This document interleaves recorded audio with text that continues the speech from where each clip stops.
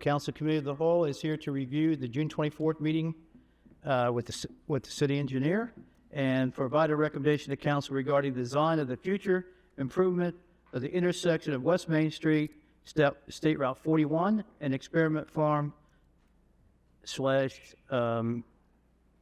Stanfield. Ms. Rhodes.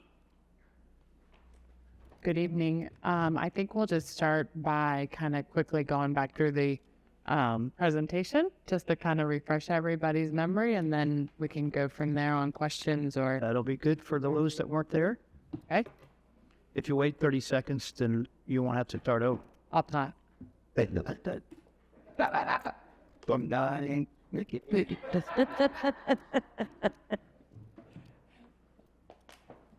Hello, Mr. Twist. The atomic clock was on 5:50. That's what I had. I got 5:59, but it's... All righty. Okay, so obviously we're here. I am not American Structure Point, but a Structure Point, they did the presentation of this on June 24th. So this is pretty much just a slide for slide verbatim. We won't go over everything, but like project history to date, we don't need to go over project area. I think we all know where that project area, where the location of this intersection is, existing conditions. So just to quickly review, we talked about the 23, just shy of 23 or just over 23,000 vehicles per day is on West Main Street. Experiment Farm is about 7,300, and then South Stanfield Road is about 9,800 vehicles per day. Speed limit on West Main Street is 40 miles per hour, and then the intersecting road is 35. And right now the traffic control is signalized device. Existing crash data, so you can see here it just talks about 2022 through 2024 number of crashes. The green is property damage, PDO, property damage crash. Injury is the orange, and blue is the total crashes. You can see here that we have, talks about severity, but the fact that we do have injury crashes, we do have an issue. Then we kind of broke down what the next slide shows is it takes the number of crashes and it breaks it down per type of crash. So the majority, the big blue on the right is rear end crashes, and then the orange on the bottom is angled crashes. So you can see about rear end and angled crashes make up just right at 75% of the accidents.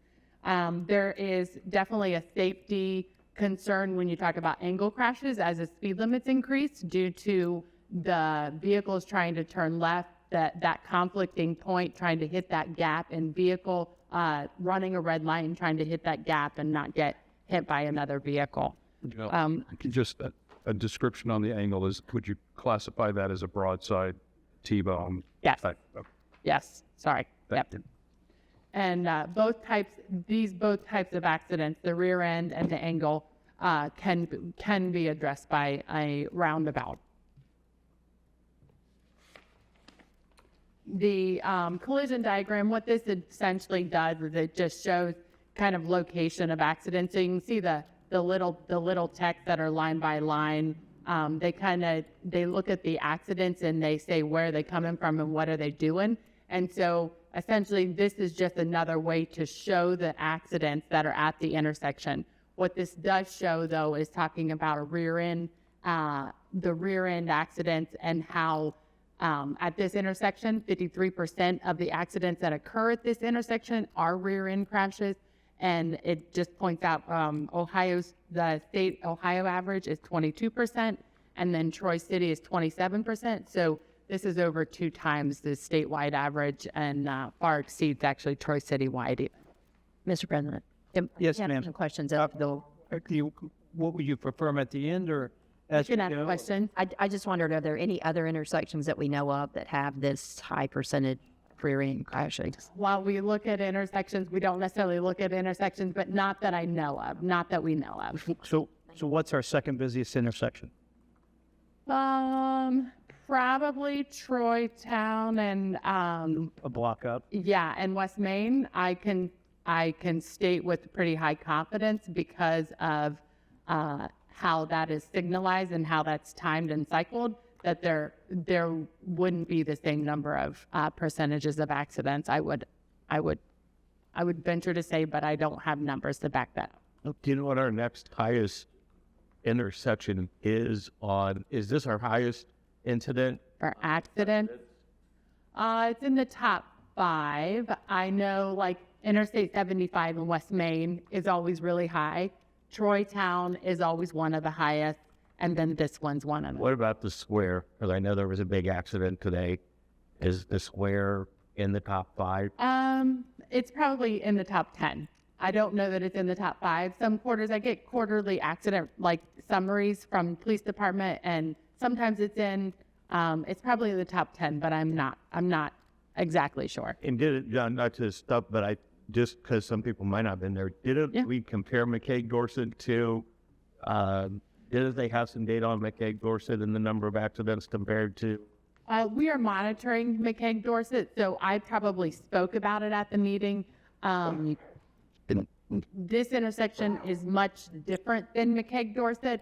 If we just look at number of vehicles per day, McCaig Dorset is pretty even. It's about 8,000 per approach, about 8,000 vehicles on McCaig and about 8,000 vehicles on Dorset. So it's much lower traveled, but yeah. So when you do a percentages of accidents, are you comparing the number of vehicles to the number of accidents? Are you comparing the percentage of accidents that occur there? When you say 53%, that's based on the number of accidents. Percentage of accidents. Less vehicles, you're more than... Maybe we should let you tell. Okay, then, because I think everyone's got a bunch of questions, so maybe that's better. But the 23,000, is that just going one way, or does that include the 7 and 8 coming from Experiment Farm and Stanfield? 23,000 is just along Main Street, Just Main Street. Both directions, right. both directions.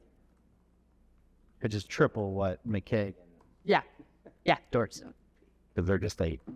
Okay. okay.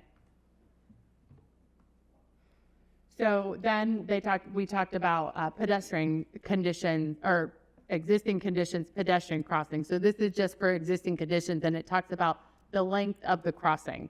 The length of the crossing then correlates to the speed at which a person crosses, and you're talking about a 25 to 35 second, just with the existing conditions that it takes for a pedestrian to walk across.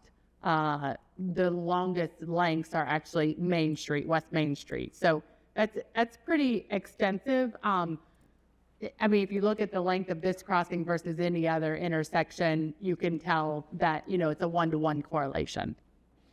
So if you were to say, is there any other crossing? I was just trying to answer if there's any other crossing that is this long, again, the width of the intersection would correlate.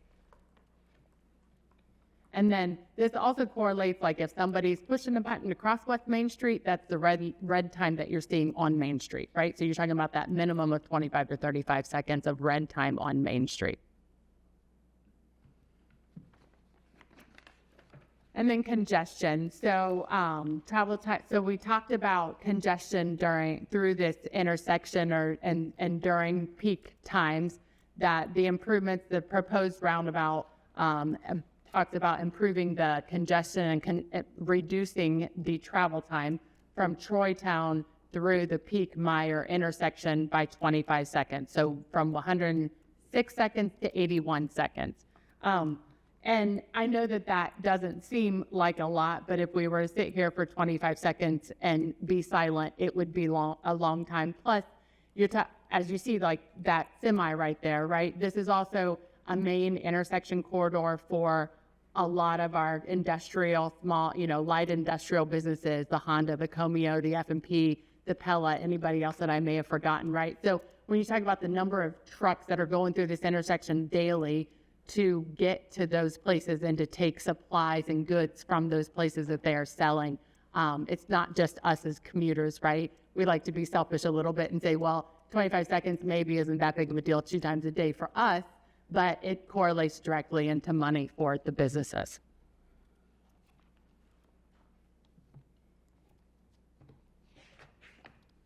And then we talk about like, why is this intersection? Why did these improvements? Why are these needed? And it's from all the items that we've that were pointed out previously, right? Talk about safer intersection, talk about improved traffic flow, reduced traffic delays, better user experience, So the crash history, the collision patterns, the pedestrian exposure, and the condition or congestion data kind of all correlate to why is this needed.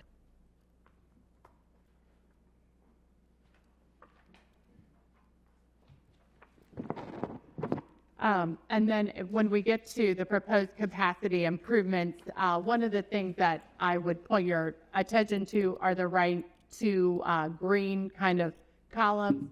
The second one from the right is the improved signal, the signalized improved signal, and then the roundabout is on the far right. And it just talks about the amount of delay that is seen in PM peak through design year. So one of the things to Go ahead, I'd finish your thing, but get back when we get. one of the things to pull your attention to is the northbound approach. So talks about where the signalized and the roundabout do perform pretty similarly when you get to the northbound approach and you talk about the delay and how it could be improved. The signalized intersection, the delay is improved by 37%, but for the roundabout, it's improved by 61%. So, but then I would also note that according to the model that the signalized intersection does perform a little bit better and improve the delay a little bit more than the roundabout.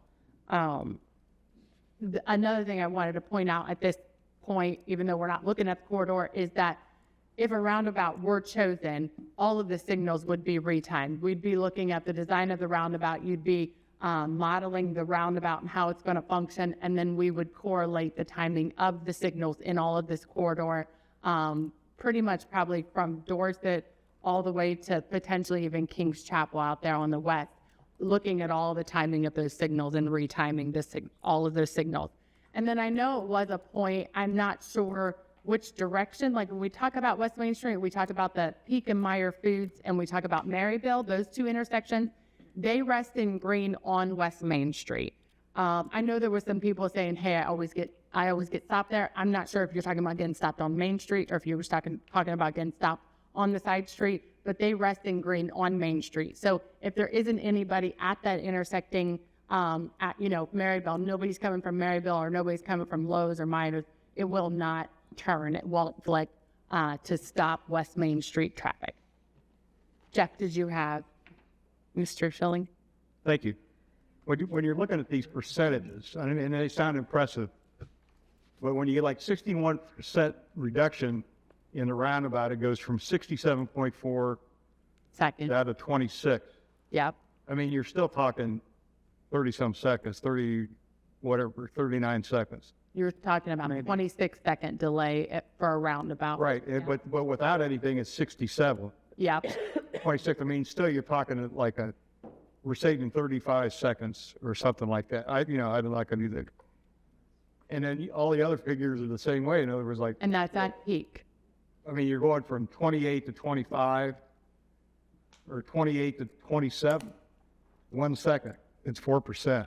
I mean, it's not like it's minutes. I mean, we're talking half a minute at the most in some of these things. And I just want to bring that out. The percentages look sometimes like, oh my gosh, look at all this. But in reality, we turned down a roundabout expansion on the square for exactly the same seconds. I think the corridor is a little bit different here. You guys are here to. He's talking about the right-hand lane they took out for the backup. We're sure, but the amount of traffic, the geometry and the engineering is different downtown. I don't want to debate that, but we're almost comparing apples to oranges. But the other thing to keep in mind is that 26 seconds, 67 seconds doesn't seem like a lot.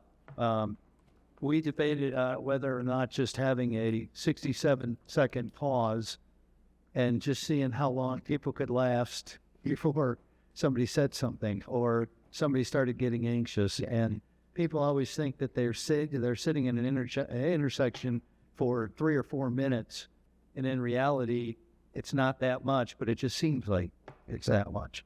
So the raw numbers might not look like much, but when you're sitting there, and again, this is the peak time when, you know, typically the commute either to or from work, it'll seem like a lot more.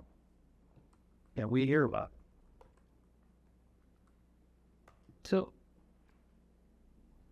Are we doing questions or do you want? Well, I'm not done yet. Do you want me to keep going? What do you want me to do? keep going. Okay.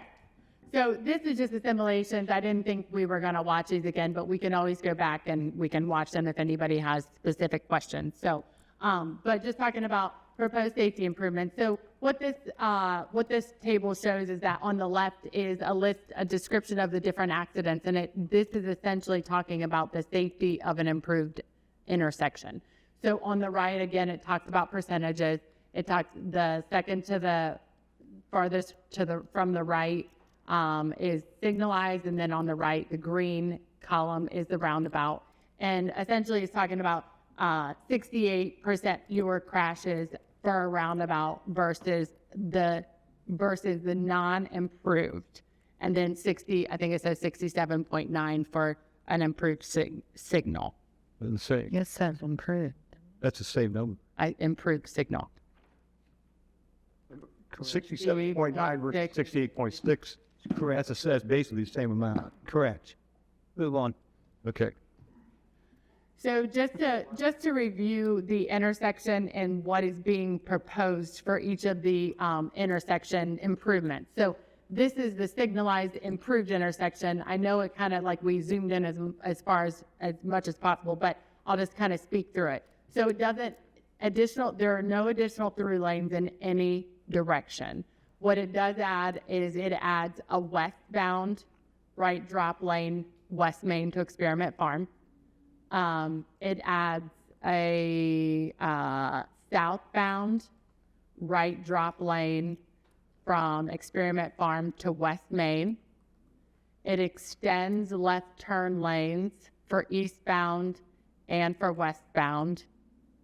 And then it controls access management. So the orange islands that you kind of see in the middle would stop somebody from trying to turn left into Speedway, or making the movement that you're not supposed to make, the left turn into the right in, right out in front of Meyer. That we do see, both of those movements you do see, and it does stop traffic frequently. So then if we talk about a roundabout, it's essentially, it's called a 2x2. You have to get that bad. We'll beat that. Back. Get one with a battery. A 3-second delay. Edit that and help. We just A got touched. 2x2 roundabout. It talks about 2 entry lanes from every direction. Only 1 lane going northbound on the east side of the roundabout from South Stanfield to Experiment Farm. Let's see. And it talks about those medians again to kind of control access. And then the other big benefit here is talking about pedestrian crossing enhancements, where a pedestrian can cross 2 lanes, they can stop in that middle island, they can look the other direction and work on crossing. Like we talked about earlier, the 100 feet is right now what it would be, and with the additional lanes, it would be wider in the built condition. A roundabout, everybody moves in a counterclockwise direction, and then number of conflicts is actually reduced in a roundabout. Yep. You mentioned the pedestrian islands on the roundabout, and there's no pedestrian islands on the improved intersection. And my question is that I think we've all been in cities where they have pedestrian islands intersections. And so, I mean, we could build pedestrian islands on a standard. I mean, there's room for a standard intersection. We could build those islands in the middle, just like for a regular intersection if we wanted to. But you are talking about vehicles traveling right within 5 feet of you at 40, 45, 50 miles an hour. Well, the speed limit there is 40. 40. And it, right after the. 40 until you get to the end of the intersection, and it's 35. Uh-uh. It's 35, well, that is It's until you not- get to the bridge. North of south, it's 40. Yes, all the way through the intersection is 40. And keep in mind also, Jeff, that in a standard intersection, you're not slowing down to come into a roundabout. You're going straight through. Right. So you would be going at speed, number one. And number two, in a regular intersection, you're going to have traffic that could go in 3 different directions, including traffic that can go left as opposed to a roundabout where everything has to go right. So you're only going in one direction. That's why you don't see refuge islands often in classic intersections. Certainly not one that's this large. They And- are common in roundabouts, again, because all of the traffic is going right. You have to really slow down when you're going into the roundabout as opposed to going through the intersection. But, okay, well, yeah, but I mean, what you're talking about here, okay, here's the walkway, right? So you stop here, and then you have to look this way, so the traffic's coming from the west. You get to the center of the island, now you have to look east to catch the traffic coming this way. And so it's, I mean, whether if that's an intersection, you still have the same situation. You got to cross. You know, you got traffic coming this way into an intersection. If you're crossing, you have to look this way. Nobody's going to run through this way. And again, because this traffic's moving this way. And the same thing that when you get to this side, traffic's coming this way. Whether it comes from here, you don't have a right answer here. But anyway, whether it comes from here or comes straight through, the traffic island still functions the same way. I think the point was made during the public meeting, and I think American Structure Point, they pretty much said that's not what a standard design, they wouldn't recommend that, they wouldn't stand behind that. I think also you have traffic moving at speed within 5 feet behind you and 5 feet in front of you if that refuge island is 10 or 12 feet, and that's typically what it is. So And again, you got traffic lights, so people are going to, the traffic is essentially, when you cross there, it's going to be stopped. well, But you have people turning left off Stanfield. You have The only one that when you have a green light, you'd have to watch here, but in reality, you got this one stopped, so there's no traffic's not going to come. It can't come here because they've got a stoplight here. The stoplight here blocks this traffic. This traffic here is not going to turn this way. That's on the intersection they can't. Well, it's saying you could turn there anyway, but I say again, you could put Because if you're putting put a- the traffic islands up there if you wanted to, I guess. But if you have They're not safe. if you have a signal and you have a crosswalk timing device, why do you need the island? Well, for the same reason, some people can't get across that 3 So they need to go down the block and cross where it's quicker. Yeah, I guess. I don't. Continue, Ms. Rhodes. okay? So project costs, like this slide, the numbers aren't, you don't need to zoom in. They're about right shy of 4.3, 4.2, 4.3 costs. They're about even, the signal and the roundabout, the alternatives. Some of the, there's increased numbers from signals, talking about the signal, and then landscaping and things like that is an item that isn't in the signal, but it's in the roundabout. But really where it comes out is this kind of talks about the annualized, talking about the annual maintenance cost of a signal versus a roundabout. Signal, we do have maintenance. We are all the time reviewing, is their detection system working? We actually have a centralized maintenance software that we are reviewing all of our signals. You have the bulb replacement. You have if power goes out. I would say, honestly, in the last couple of weeks, I know we've been hit with storms, but it's not odd that a signal has been out. It goes black if we don't have backup power. We're bringing electric department in to sit there, and they're putting a generator. We have generators that we have. So all of those items are talking about the cost. So $10,000 is what American Structure Point provided per year per signal. It's probably pretty accurate. And then you talk about a signal kind of needs more service, where The only cost you're paying for at a roundabout is control of, of your center island, so your landscaping and then your lighting, your street lighting, which you have street lighting at a signal as well. So the recommendation of American Structure Point is the traditional roundabout for all of the reasons we talk about, the improved safety, the traffic flow, where people aren't necessarily, when you come to a roundabout, not very often do you have to stop completely, and you're definitely not sitting there for the 60 seconds or for the 30, 40 seconds. The pedestrians, the shorter crossings, less expensive, less exposure time for those pedestrians moving, and then the maintenance of it. The maintenance, talking about less cost to maintain all of the mechanical equipment. With that, I think Mr. Titterington had a couple of additional comments that he was going to add in. I'll let him do that, and then we can come back to And then questions. we'll come back to questions. Just a couple of notes on finances. So I want to remind everyone, since I know the question has come up a few times, this is a $4.3 million estimated construction, regardless of the option. Thank you, Mr. Chair. And up to, we're getting $860,000 in a rural grant from Federal Highway. So let's say it's about a $3.4 million, and that's pretty even, as Jill said, between a roundabout and a stoplight. The financing of this will not involve general fund money, income tax and the like. We are receiving a $2.57 million federal grant, as well as an $860,000 engineering grant to offset that portion.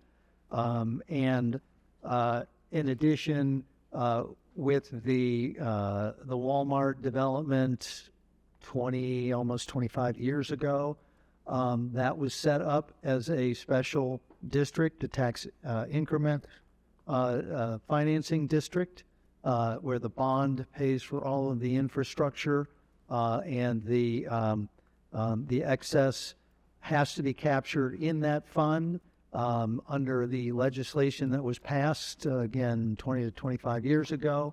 Those are used for capital, roadway, infrastructure improvements related to that TIF district.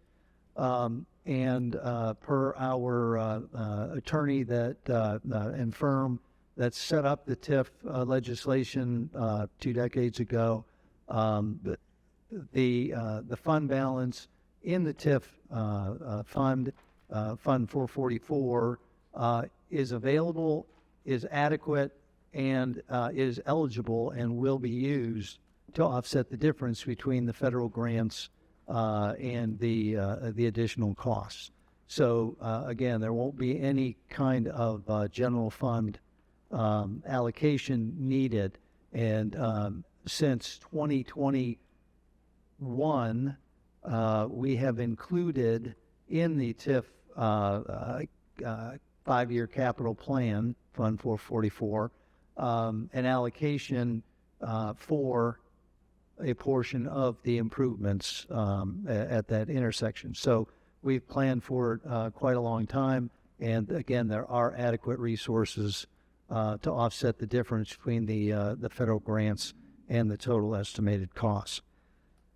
Say that again, the TIP money covers part of it. What was the other part?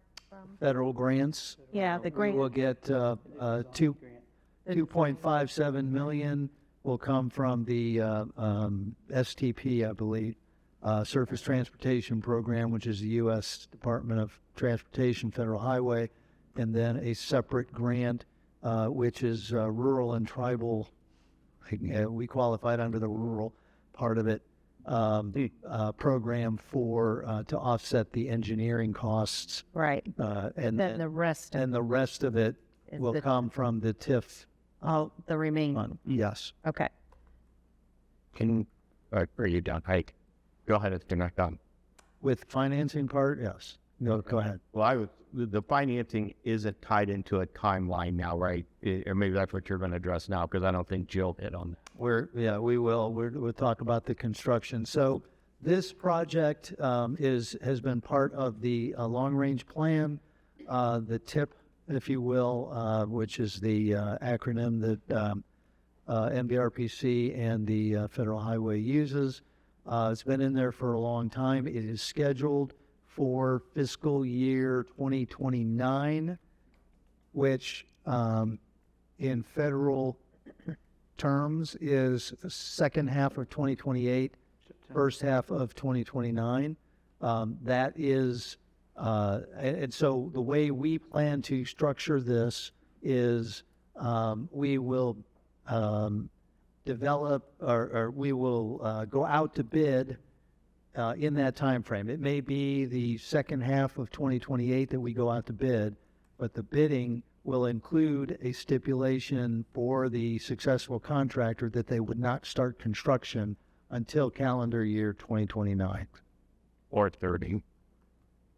I thought 2029 or after, depending on what the bidders and the scheduling looks like. Because we want to make sure, and I believe former interim director of the TDC and now advisor to the TDC is in the audience and had talked to some of our businesses in the area, industry in the area.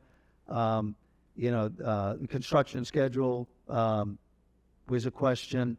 Project management and communication is another one, as well as what would the detour look like, and what was mentioned. I think it was Tony from Structure Point at the last meeting mentioned is that everybody recognizes that this is a very busy intersection. There's no way that can be shut down completely. And so built into the design of that project will be temporary detours around on the site, and it might require some temporary right-of-way within the project area. And so all of that would happen and be coordinated as part of that bidding process and the successful bidder bid being awarded. I just think what we're hearing, at least I'm hearing on the street, is everyone's just tired of construction on Main Street. So the later that we can do it, I think the later we will glean a lot more support if we're looking at this project will occur in 4 years approximately. I would agree with that, especially with the square renovations that will not be starting until 2027. Hopefully they're done before 2029. But yes, I would agree. I would like to add that even if we don't do the roundabout, if we do the improved intersection, it will still be construction. You don't We got last same. not have any construction fatigue. Yeah. Is the no, don't do anything plan, just Correct. Okay. And there are consequences with doing nothing, given that we are in the federal program. We, up to this point, have made commitments, very specific commitments, and failing to do the project in light of the safety and the congestion and the capacity issues that we've got would have ramifications in the future for future projects. Mr. Schilling. Thank you. You've been mentioning the figure $4.3 million. And yet in your letter dated 7/13 of 26 to Mr. Dunphy, you came up with a figure of 5.2 million. Is there, how did we jump That from includes 4.3 to 5.2? Okay, that includes approximately $900,000 for the design and engineering. That's that other grant fund that I was talking about, the rural fund that includes the design and engineer. Right, that comes up to we got 2.5 plus 8, which is 3.3. No, you have 4.3 for the that structure point estimated for the construction. And you have the 860 or more. Okay. But we rounded it up to We 9. keep hearing the figure's 4.3, but it's really 5.2. Well, it's And yes, so the TIF funds are going to come up with $2 million. yes. We got $2 million in the TIF funds. We have And per the city auditor, as of January 1st, I'm watching, I can find it. Go, there it is.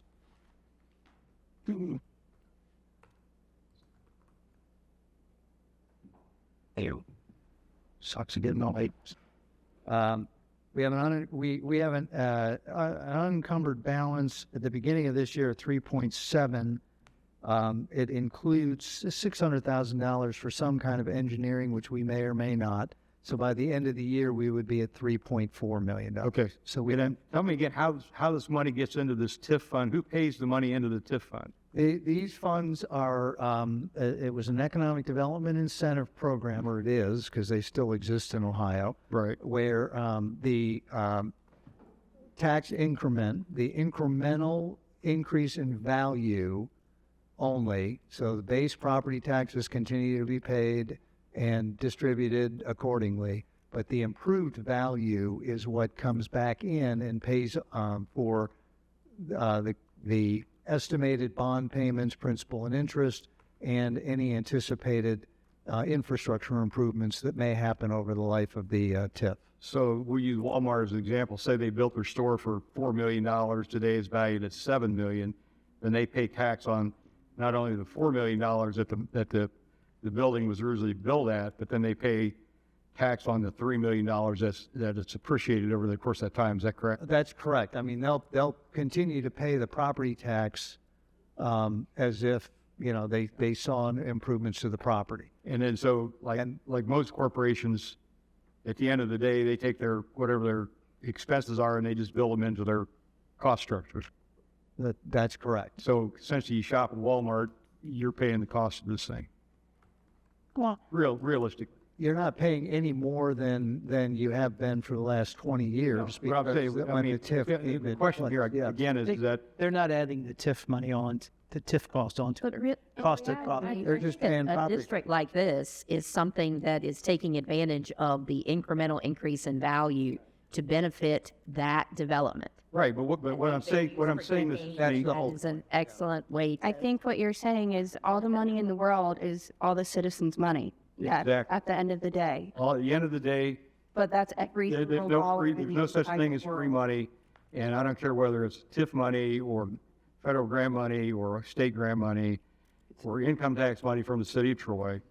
It all comes out of taxpayers' pockets because the city of Troy has never made a dime on anything in their lives. Neither does the federal government, neither does the state government, and they get all their revenue by one way or another from other people.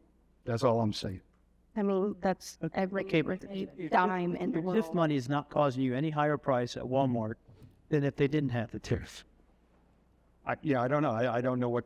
And that's the only area we We're not the have. only ones that shop at Walmart either. No. People that come from. It's, I don't care. I'm saying Walmart doesn't pay those taxes. calm down, people. First of all, explain the TIF area and who has them. It's Lone Star and it's Ashley and all the people out behind Walmart, correct? Yeah, that's It's the only place we whole have. area, all of Town Park. We have, right. But that's Walmart is the anchor, but it includes Kohl's, it includes Walmart, it includes Restaurant Row, it includes all of the developments that have gone in since then, all along Troy Town. Yeah, no, I understand it. And though that was made possible because that infrastructure was built to accommodate them and was able to be subdivided, there were shovel-ready sites with utilities, water, sewer, storm, curb streets, sidewalks, and everything ready to go. And it was made possible with the TIF program, which is again, Not arguing that at all. Not arguing that at all.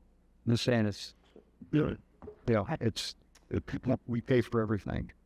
Residents of Troy pays for everything. Thank you. I think that is all I had. It's okay. I will start with my questions and then we'll go around. Just clarification, Jill. The walk time on the intersection, that intersection, potential roundabout is wider than Troy Town, correct? I mean, it's a wider length of Main Street, or is it the same time? Is it the same distance? it is wider. Okay.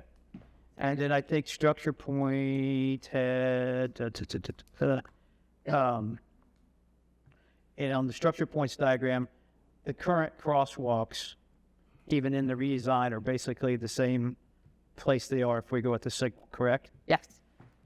Last question I have for right now is the big thing that I brought up at the meeting on the 24th, as well as tonight again, is the timing of the left turn onto Main Street. Is the left turn lanes at our roundabout intersection shorter than they are at Dorset and Main? You don't have left. Yeah, well, Well, to get left. where That's a roundabout. Yes, You're, no, at our roundabout intersection. If right now is the Okay. right, is the left turn lanes at Experiment Farm Okay. shorter, the left turn timing shorter than the left turn time at Dorset and Main? I cannot answer that. No, coming out of Westbrook is like 2 seconds. Yeah, it is based on number of vehicles. I know. In front of me. Northbound or southbound, it is based on number of vehicles. So southbound at Dorset at West Main is very short because Yeah. it's based on number of vehicles and extension. Well, I mean, that seems to be seems to be complaint at this intersection, that it's not long enough for the left-hand turn. I'm just saying, Yeah. is it any longer up here than it is down? Well, it's a different, because the dynamic of traffic's a little bit different, so the timing is a little bit different. Yeah, so I can't answer that, but I do know that as it sees vehicles, it extends time. Both intersections do the same thing. Okay. As it sees vehicles, it extends, and it may extend to its max green time. There's a max green time set in there. Unfortunately, I don't know the max green time at both intersections. Thank you. Mr. Siebert? Thanks, Jeff. Good job. Stay up there for a second. I've got some questions. Yeah? So if you can go to the proposed capacity improvements chart, Okay. I don't know, page 10. Yep. Okay. I'm horrible at directions. I don't Okay. even know street names. I've lived here for 62 years. Okay. So when you say eastbound approach, Yep. that would be coming from downtown towards B-dubs. No, No. opposite. Okay. It's coming from Covington into town. Yes. Okay. Yes. And the westbound approach then is going the opposite. Yep. Going out toward, yep. And that's where 23,000 cars come Each way. But northbound, we only have 7,000 cars coming. Yep. Okay. So if you look at this chart, and maybe I went to law school because I'm horrible at math, Yep. my eastbound and my westbound approaches go up in time delay on a roundabout. So yes, and what happens, and they talked a little bit about this. They talked about how a roundabout kind of the movements at a roundabout just naturally like normalize and kind of the word escaped me. Those balances, right? Balances. That's the word I was thinking. Like it balances the movements. I don't know how it does it, but they say that's why the timings on West Main increased because the balance. Now I don't know if that's in their model that they balance the movements, or if that's just how the roundabout works and it balances the movements. I know that there was some question after the meeting that talked about like if you're coming in eastbound, if you're going towards downtown, or how could somebody get in, how could somebody get in, and roundabouts do just allow, there's a flushing of vehicles, but then you get in a gap. And that all makes sense, Okay. but that doesn't solve the problem, which is the fallacy that the premise that we're operating under is that this will lower the amount of time for eastbound in traffic to go. Okay. But it's Yeah. also going to double the amount of time of somebody coming in from B-dubs. I went to lunch with B-dubs, and I got to come back to the courthouse. Yep. I'm going to double the amount of my delay time under this theory. So at peak, you are, it is saying you are increasing your delay time. Okay. Yes. So look, here's the reality. Most of the people I've talked to are okay with roundabouts. I'm not trying to even throw that issue out. Yep. I just think the premise that we're using isn't solid. If we're using the 7,000 vehicle, we're worried about the inconvenience to 7,000 vehicles, and we're going to inconvenience 23,000 vehicles.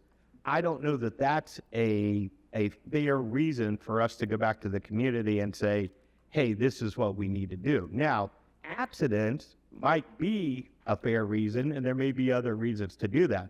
But I think the timing argument is bullshit. I mean, just that doesn't make any sense to me. I'm going to help these people, but I'm not going to help 3 times as many people going east or west. So let's look at the statistics for your accident issue. Can people hear me? I don't know. These mics are so bad. Is that better? So let's look at accidents. So while we were here, I got some data sent to me. In 2024, the three main accident areas were West Main Street 75, the Square, and South Market, West Market. I'm sorry, 2024. Did I say 2024? Yes. Okay, 2024 was West Main 75, the Square, and South Market, West Market. In 2025, it's West Main and Stanfield Experiment Farm was number 1, West Main Street and Troytown was number 2, and McKeag Dorset was number 3. My question is, when did we go to the continual greens?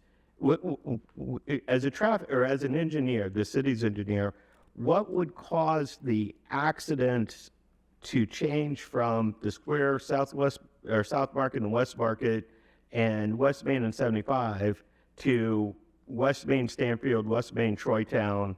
Well, McKeag Dorset obviously is because of the new roundabout. But what would cause that to change? Would the continual green create more of a problem with No, accidents? we haven't changed any timing in the last 2 years, 24 or 25. Wouldn't it just be because West Market, South Market is now better? Like, No, I would just say there changed was all an that. improvement at Market. That's kind of what I call Market at Walgreens. And honestly, we did clarify some things down there, so that was improved. I don't know. Okay, I mean, that's fine. Look, if Yeah. you don't know. Yeah. The last, I guess. it could be from construction as well, right? Like maybe more people were traveling one direction or a different route, and but I really don't know. Okay. And then I guess my last question is, and you didn't address this, and it was brought up and actually kind of talked about a lot from Structure Point, and that was these alphabetical grades that were granted to the intersections. So in my recollection, and I could be wrong, but my recollection was that we were on an A to an F scale. We were a D currently. I believe. The roundabout would continue to be a D, and the improvements were going to be maybe a C. Yeah. If I recall, the improvements went to C. So really, But we're not great now, and no matter what path we take. pause that for a second. Okay. Pause that. So when we talk about an introduction of a roundabout, the level of services, while it's A through F, the same thing, the delay, a D for traffic signals can go up to, I'm gonna say 50 seconds. I think it's right around 50 seconds. A delay in a D for roundabouts goes up to 30 seconds. So we are improving a letter grade, but we could be decreasing our delay. Well, that goes to the same premise that I just talked about. You're not going to increase. You're actually You're increasing your delay to the majority of the traffic. But you're only talking about at peak times, right? So think about what are you? think about right now, peak time? going out there right now. If you get a red light on West Main, you have to sit there until your red light's gone, right? When there's no traffic at the intersection, like you're sitting there and you're waiting until that red light's over. If you go up to a roundabout, are you sitting there? If the traffic's, you drive up to the circle, are you even stopping? But if Franklin turns red, you got to sit there. But if once you get the green, you get to the circle, are you sitting there? You could sit there. Right. Well, you could. There's not a light anymore, sure, but yeah. Still sit there. No, and I get. Look, I mean, I'm not trying to spill my personal thoughts, but I think, and I was really surprised at this. Most people that I've talked to want a roundabout, so I'm not trying to throw that concept out. Mm-hmm. I think a lot of people are concerned about the timing. I think a lot of people are concerned about the fatigue that we talked about with construction. I think I do understand the benefits from a safety perspective from wherever it's at, cost being equal and all that other stuff. My problem with what we're saying, and maybe that's the answer, is so yes, a roundabout's going to cause a more delay, but it's going to cost less a delay than when you're stopped at a red light. When it's not in peak. I mean, these numbers are, I'm not gonna change these numbers. These numbers are what these numbers say they are, right? And it was from a model. But I think that once you're not in your peak times, I think it just, and even when you are in your peak times, I think it just keeps traffic moving, right? It slows you down at the intersection. It doesn't necessarily stop you. You're continuing to move forward. It's just that continuous movement. And then that actually, one of the reasons you do have reduced accidents is because when you talk about everybody hits a red light and everybody's screeching to a halt, stopping, right? Versus a roundabout, one person may go through, another person may go through, and you're kind of slowly traversing through that intersection or up to that yield. I just have two more quick questions, and they are both quick. Number one, Mr. Tiddington indicated that there are some ramifications if we don't go forward, but he and I have had conversations, and I think he even in the letter to Dave Dumpy might have indicated that we would like to put this back to the 29-30 year build concept. Do you believe that that will be satisfactory we won't lose any grant money by doing that, and ODOT will be okay with that? I think we can talk to ODOT and still let it in 2029, the end of the state fiscal year 2029, which could be May or June of 2029. And at that point, if we're going out for construction at that point, a contractor that's going to do this, we could also say don't start until 2030. Okay. Yeah, so I think as long as we award in that state fiscal year, we should be fine. Okay, because that's part of my personal concern is I don't want to have anything happen until at least 3.5 to 4 years from now. And then the last, hold on, I have one more question for you.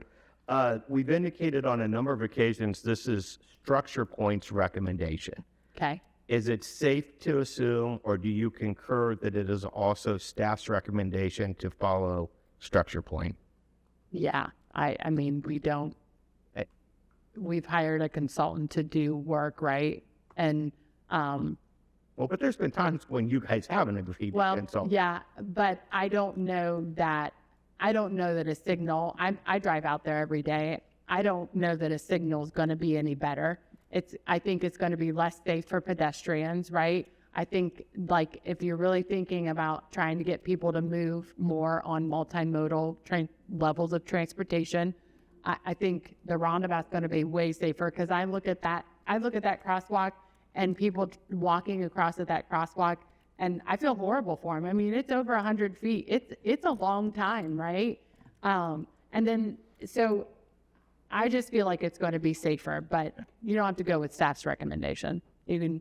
Well, I'm looking for staff's recommendation because we don't have that yet. So as the engineer of the city of Troy, it's your recommendation that we go forward with this. Yes. Okay. Yeah. Thanks.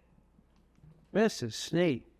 I don't think I have any more questions. I will just state exactly what I think you just said, Mrs. Rhodes, which is that for pedestrian safety, slowing down traffic, for reducing injury crashes, for providing balance of traffic movements. I know we can talk about peak times and number of seconds, which change all day long.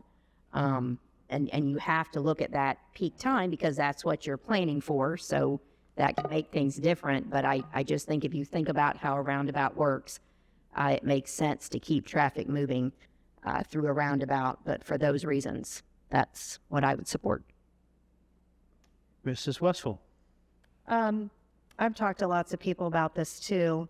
Most of the people I've talked to about are in fear of a roundabout, which I think can be overcome. I think construction fatigue is real. We haven't even started on the downtown, and now we're talking about another one. The interstate is still under construction. That's painful for people. The other thing people have said, and I traveled a lot, roundabouts are awesome if you can go from a roundabout to another roundabout to another roundabout. But when you have to go to a stoplight after the roundabouts, traffic gets backed up. I mean, Cincinnati gets backed up. Troy gets backed up. And for the businesses on the south side of Maine, it's difficult now to get out. If there's a steady stream, you have to wait for somebody to let you out.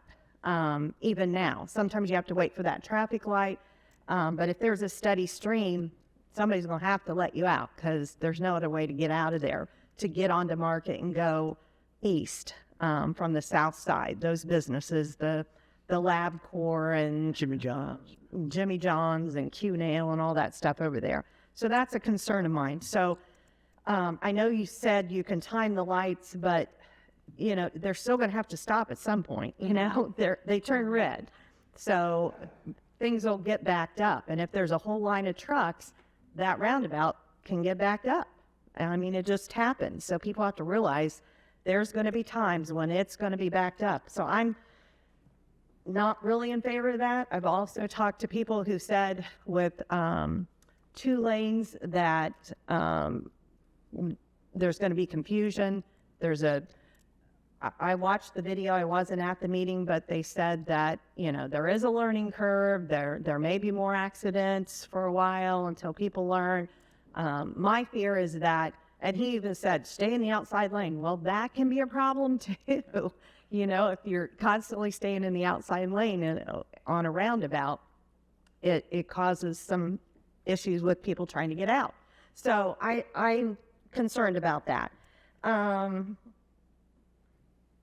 And also, they also said with the power outages, well, a roundabout still works, but then you're going to a traffic light. It's going to be out. So it's not really a good argument for me to say, well, with a roundabout, you can still go through there. Well, you're going to a traffic light on Market or Main Street. So to me, that's not a good argument on that point too. So for those reasons, I'm not in favor of it.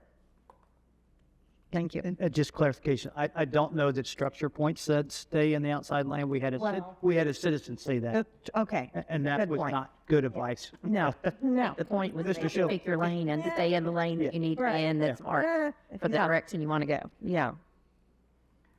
I think turn lanes would make a huge improvement in that. I think so too. I'm a big fan of that.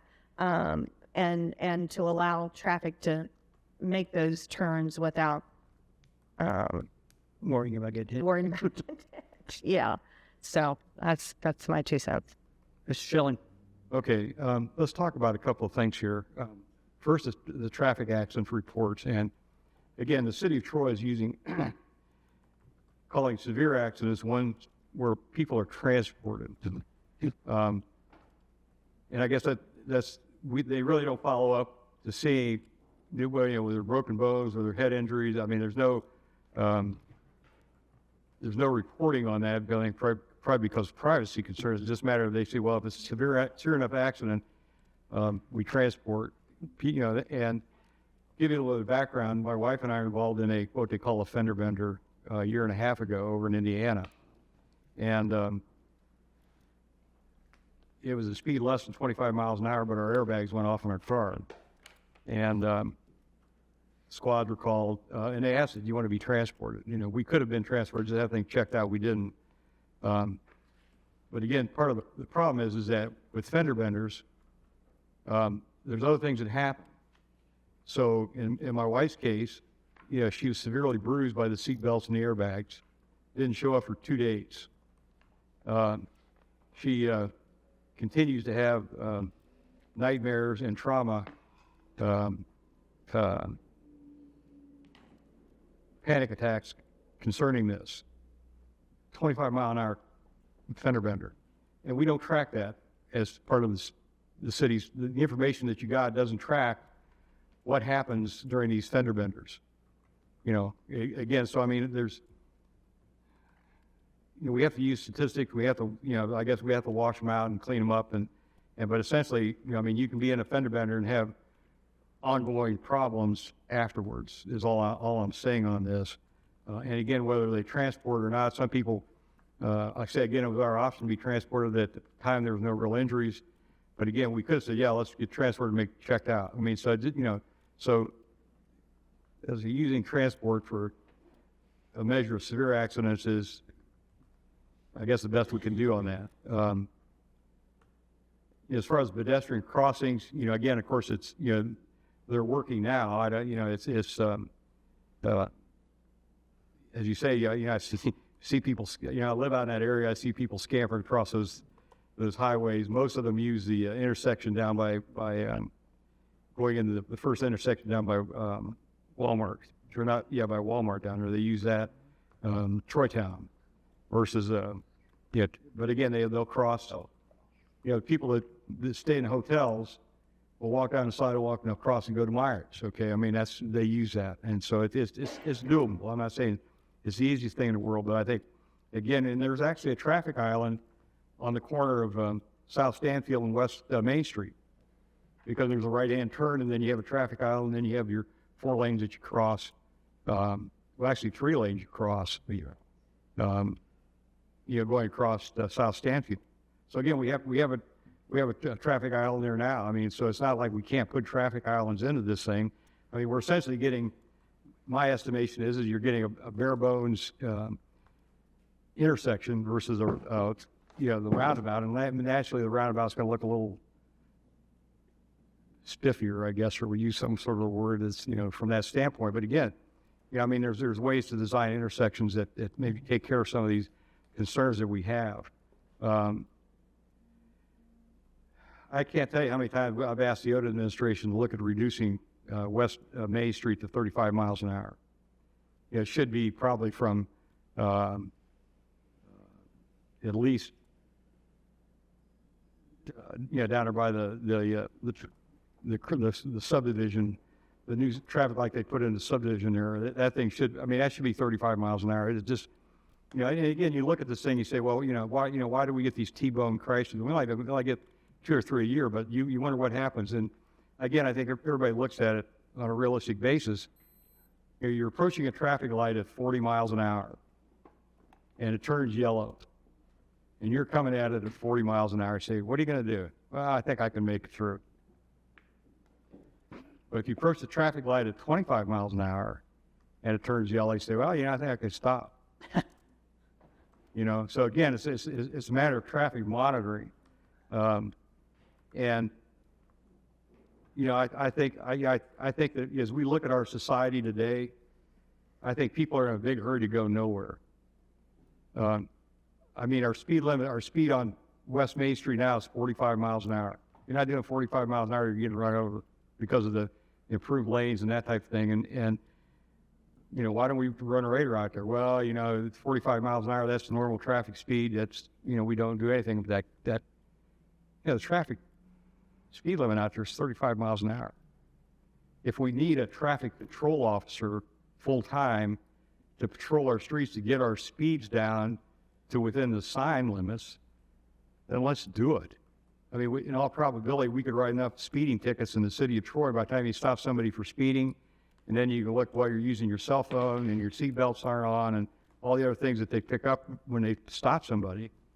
My guess is we could almost pay for a traffic control officer, a new position, just trying to control the traffic speeds in the city of Troy. Because again, I live out on the west, and I use McCaig all the time. 25 miles an hour once you get past South Dorset. And I can't tell you, I could be 25 miles an hour. I can get 3 or 4 people that were nowhere in my rearview mirror when I entered McCaig heading past South Dorset, past the roundabout. And we'll talk about that in a minute. But anyway, and by the time I get down, downtown, I got 3 or 4 people backed up behind me. Why? Because they're doing 35 miles an hour down McCaig, and I'm doing 25. So again, it's people don't pay attention to the traffic size that we have.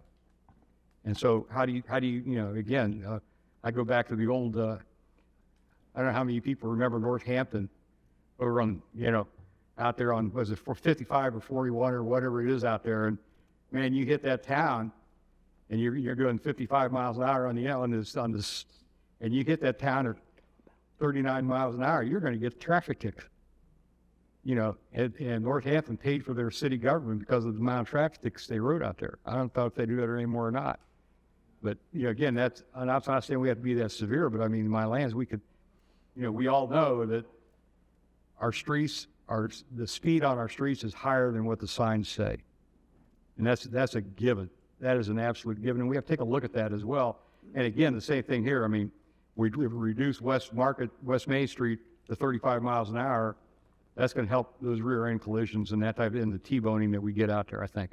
But again, there's no interest by the road administration to do that.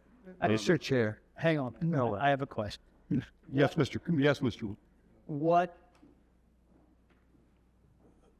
What power do we have to set our speed limits? Is some of it dictated by ODOT? Hall is I'd like to address this because I think Jill should address it so that she can answer Mr. Schilling Because this was why we can't arbitrarily set speeds. Right. I'm not saying we can arbitrarily do it. I'm saying we don't even ask. You said now. We have asked. That you Calm down, people. My question is, Jill, what control do we have over the speed limit on West Main Street? We can do, we can look at speed. We have to do it per MUT. Can we set it? Arbitrarily, no. The traffic study. Due to being a state route, did the ODOT have some influence on that?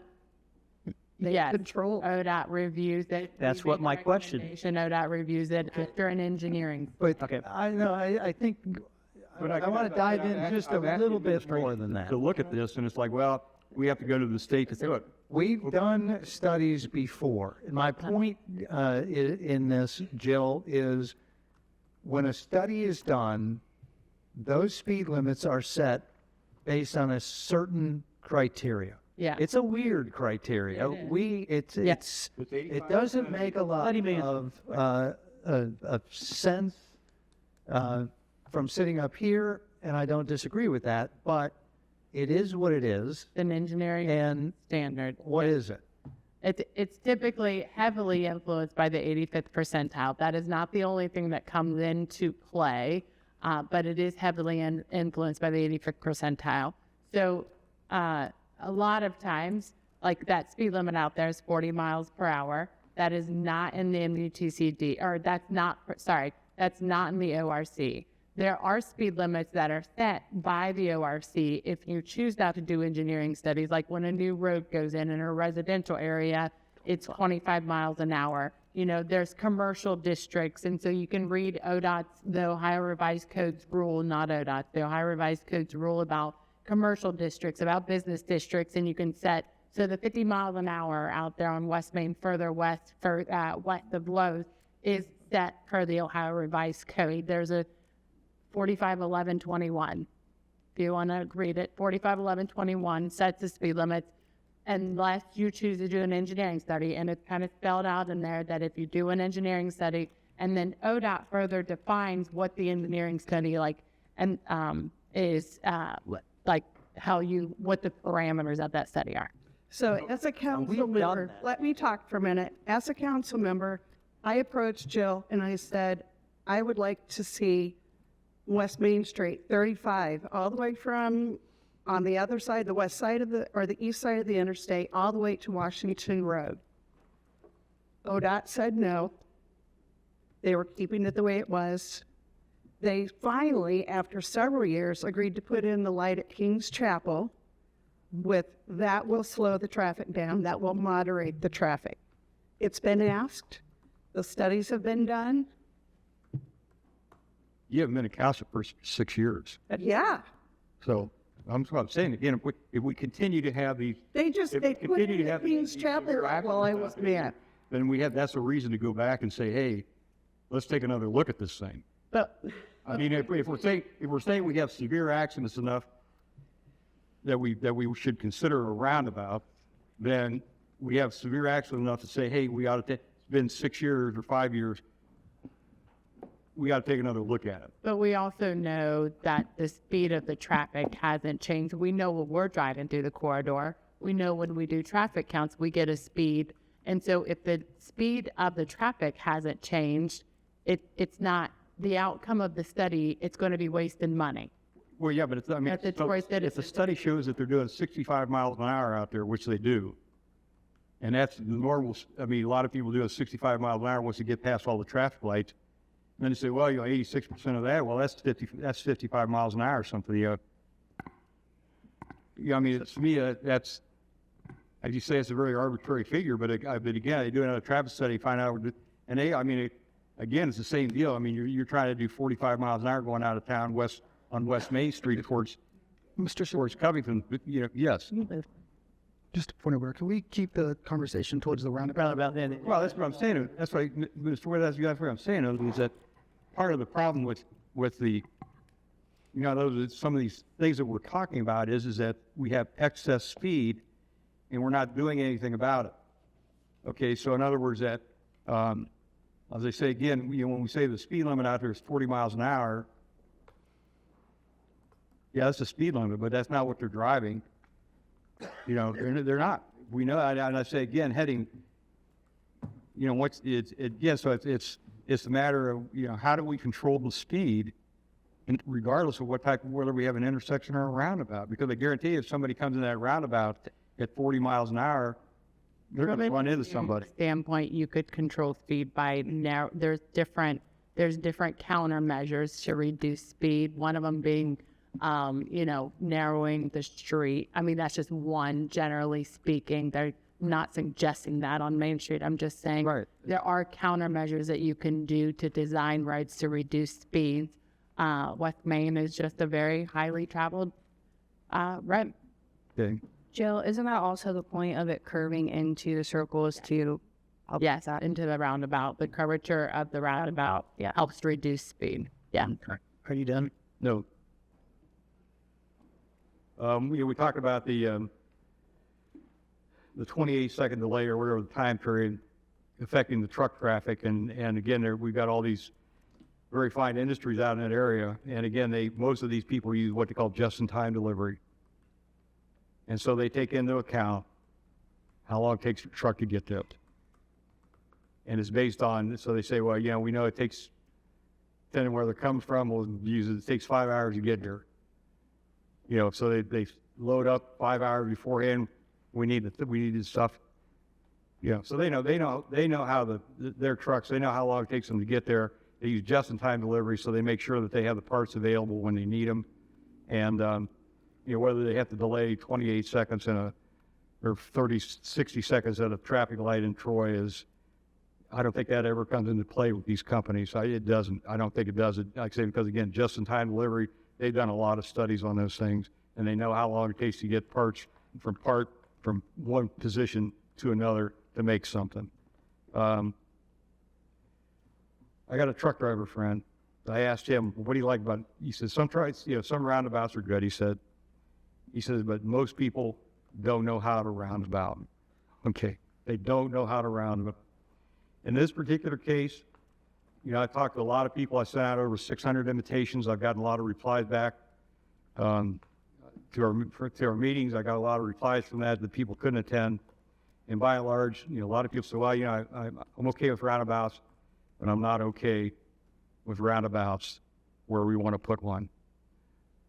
So again, I mean, we can always come back and look at this thing. I mean, we have a 20-year window, but in reality, we can come back 10 years from now, 15 years from now, and say, well, maybe we're going to take another look at it. But I just right now, and especially if you go back to, you know, our South Stanfield or South Dorset roundabout in McCaig, I was there today coming home, and I was coming up South Dorset, coming out. I was heading south on South Dorset, got to the roundabout. Person across the way came to a complete stop and waited for all the traffic to clear in the roundabout before they got in. I mean, we've had this thing, 3 or 4 years, and yet we still haven't learned how to effectively manage a small roundabout like South Dorset. And here we are, you know, 2 lanes, and I think it's more than a lot of people in Troy want right now. So I have a real problem with it. Okay, in reference to the South Dorset, McCaig, personally, I'm tired of hearing about it. Everybody in this room, everybody up here admits that it is small. We can't do anything about it. So quit comparing it to any other roundabout that we're going to have. This is Marshall. Please. Well, I can follow that. Think about your dad. if I remember correctly, I think I agree with everything Susan said. I do have one question about, is there a time difference as far as the construction of how long a roundabout would take compared to how long just the other updates would take? I'm sure it was discussed. I just don't remember if anybody. Well, we don't really have any estimates. I think it was like I kind of envisioned it to be an 18-month process, but Either way. yeah, we can't say definitively. Roundabout kind of makes sense that maybe it would take a little bit longer just because you're realigning the road and in order to maintain traffic, you may have to build some additional road. But it's pretty, when you get down to it from an engineering standpoint, it probably would be pretty similar constructability wise. Okay. And I know we've talked about like that whole grading system and I'm assuming that if there was something that could drastically improve it, they would have come up with that. So I'm guessing there isn't anything else that could make it a B, or I mean, what that would not. It all comes cost benefit analysis, right? So I mean, yeah, could we add more lanes? Could we get more right of way? Would that decrease the number of vehicles? And so that's what it would take, like just so much. Right. And it's all like, what would that cost, right? And then what would be the other ramifications, implications to that? So, yeah. Thanks. Great. Anything else? No, I'm done. Mr. Witt. Thank you. My general thinking is that for myself personally, I do lean towards that we should put a roundabout out there. It's not a slam dunk. We should do that. I'm still going to consider all opinions and options that we have before we come to a final vote on this at council. But from what I've been hearing from people I've been talking to, people who've reached out to me, I would say it's about 50-50 from what I'm hearing. People wanting a roundabout or don't wanting a roundabout. So I kind of sought out a lot of the questions that the people who don't want a roundabout are asking. A lot of them have already been asked and answered in this session, but I'll just bring them up so people know that we are hearing them. I do take what they have to say into consideration, but just to hit it again, what about semi-trucks? And anyone on council or anyone, Mrs. Rhodes or Superintendent Cancer, what about semi-trucks?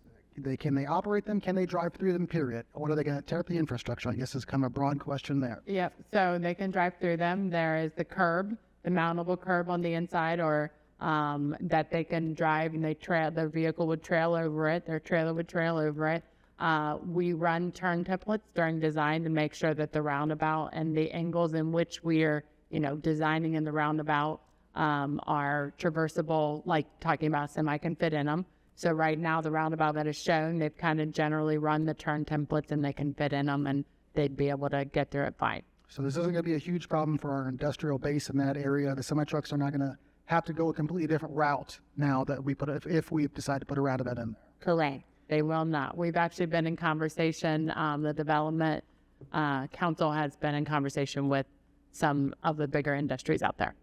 You've already kind of hit on this one, but the safety grade's not going to improve all that much, although that's a little bit of nuance into that. Yeah. But we're not going to see a gigantic grade in the safety, but we do anticipate seeing a decrease in personal injury accidents, but property accidents may increase with a roundabout. Yeah. One I keep hearing a lot is that this is the wrong location for a roundabout. I don't really know what answer you give to that question, that they may be in favor of a roundabout, but not at this particular location. Yeah. I don't know what Structure Point would have to say to that about what is the best kind of intersection for that, but I hear that a lot with people. It's the wrong location. Okay, they gave 3 examples. Blue Ash was one of them, and Blue Ash, they have a high, I don't know the number of semis that are driving through those intersections, Blue Ash and 2 in Green, Ohio. And they said these were similar traffic, like corridor kind of being busy, commercial, industrial. So they gave 3 different locations. So in addition to ours, so we're not the only ones that have installed it in a similar location. So, yeah. And I believe their traffic, the number of cars were similar in this. Yeah. Okay. This goes up to an issue Mr. Seaver hit on a few times with the construction time, the construction fatigue. We just got done with Main Street. We're about to start on the square, and by the time that wraps up, we'll probably be starting on the other end. I don't really know if there's an easy answer to that one, because whether we do a roundabout or do just improvements, there's going to be construction nonetheless, and I guess our only option for no construction fatigue would just be nothing, I guess. So Yeah. there's no real answer there, but I just Yeah. bringing up what people are saying. The city is growing. I know we're not growing at an exponential rate, but the city is growing. There's new developments. And so, we're just trying to keep up with the infrastructure, with our roads, with our water mains, with our sanitary mains. As city engineer, like, we're improving city facilities, so we're trying to keep up and keep everything nice, right? So, and trying to make it such that there's not huge delays. So, yeah, we're not trying to make people have construction fatigue, but it does cost money to keep things nice, and there has to be construction. Yeah. And then my kind of last general statement, actually I do have one more question for Mr. Titterington after this, but the last general statement is that it's kind of a combination of a couple, is that I've seen that we on council, we're not listening to the people. That's not true. I am taking into account everything that people in the city are saying about this. I'm trying to weigh and balance it. With that kind of gets horseshoed in is that people just don't know how to use roundabouts, right? And then the last thing I'm horseshoeing into this entire general statement is while I'm elected to be on city council and I'm elected by the people today, part of what I ran on and what we all have to do is think about what is the best for the city in the future. And I wonder, and I have to take that into consideration, what will the people 20 years from now wish we would have done right now? I think in 20 years, it's highly likely that the entire region will see more roundabouts. Knowledge will increase about how to use them. So the problem with roundabouts may disappear. We'll have flying cars by then, so. Potentially, we'll have them. So that is also something that's weighing into my decision. So while I am listening to the people, I'm also trying to think of the future citizens, Troy, that may be using these, and they might or may not be very happy or sad with what our decision is on that. So that was just kind of a broad general statement. My last question for Mr. Titterington on the estimated cost, or for Mr. Rhodes, I don't care. Yeah. For the estimated cost, we have built in, it looks like a 20% contingency and factored in inflation for that. So I know there's also fatigue of coming back to council asking for more funds for wrong estimates. Mm-hmm. Right now, we have built that in, so we're not anticipating that right now. Right? I mean, I know things can change. Yeah, I mean, those are the consultants' estimates, and we did provide a buffer, and we hope 20 is a fairly high contingency. Typically, we're anywhere from 12 to 18%, somewhere in that range. And so, yeah, we're hopeful. Yeah. I'll just spoil it now. My general recommendation would be that we should look at doing a roundabout. I'm not completely sold on that. I would like to get public input, and we will probably end up having more than one reading on this, so please come out if you do have anything else to add. And then lastly, I just want to say real quickly, Northampton is a blight on our region. We should be nothing like them. They are, oh man. Nobody got caught. Mr. President, real quickly, I don't know if we can check this, but while Mr. Whitten was talking, I got a text that our feed is down. Where? Now, the feed is buffering, and we're Because of the checking into it right now. Yeah. Okay, so we are down. It is. We're on a delay. Okay, it is recording, and so even if it's not, we will have it online tomorrow. Okay, thank you. Anything else, Mr. Whitten? They're buffering. And I did want, the last thing you made a mention about was public. If it is council's recommendation, majority recommendation to go roundabout, there will be an additional public meeting. It'll probably occur September, October. We have to coordinate with ODOT to get the information all finalized, make sure that they're okay with what we're presenting. We send out public notices to a certain group of people, and then we'd have a public meeting. And then after that, there's a 30-day comment receiving period as well. That public comment, though, would be not about whether to do or not to do it, but about the actual design of the roundabout itself. That for It'll be very similar to it'll be about the roundabout. It'll be focused on the roundabout, whatever that recommendation is, and then if they completely object to that, they could put that in a comment as well.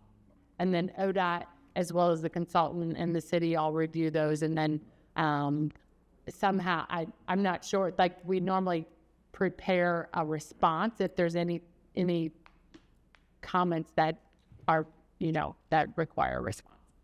Can you clarify that, Mr. President, or whoever's going to clarify? Can you clarify that timeline then? Because I'm sort of with Mr. Whitted in the aspect that I thought there would be more public. We're doing a committee of the whole today, but we're not going to have legislation now until after we have a public meeting with ODOT. You won't have legislation until you award a design for an engineering firm based on whatever to do whichever alternative you choose. But we will first. You're not going to have a recommendation to council to vote on A or B, correct? We need a straw poll. Yeah. And that will allow Structure Point to finalize or reaffirm their draft recommendation and analysis to ODOT. ODOT will continue their review, finalize their review. If it's a roundabout, then they will work with us to make sure that we're doing the proper notifications to the stakeholders that they want us to make sure we include. Then you will have, and that's the September-October timeline that we're thinking that could happen. And then there will be that evaluation, that meeting, that input, that comment, that 30 days. And then at that point, either we continue along that path or we don't. But after all of that is when we would actually start to do RFQs and then have council award an engineering firm to design for bid documents and bid sales, the actual solution. So you'll have the public hearing before we spend any money on any kind of engineering part of the project. So today is then just a straw poll to see where we're going to. Yeah, we just need to get some direction to keep moving, or whatever direction. Okay. Mr. Thank you. President. Anything else? No, thank you. Mrs. Hickman. So just to finish on this note, so say we decided to move forward with the roundabout, we go through the public comment, it's an overwhelming negative reaction to that, and we want to step back and switch to the signalized. Are we able to do that, or no? Is that kind of kill things on arrival? I think it would be based on public comment. What we would go to ODOT with is based on public comment. Then ODOT would hear those comments as well, and we would be discussing, okay, is this enough? Or it's kind of the similar thing, even though it's different, but what we did on West Main Street, we put in rear back-end angle parking. Okay, and so we kind of did this pilot, and then we had comments, and then we went to ODOT and we said, hey, we have comments, and we had an overwhelming majority of comments and negative comments about it, right?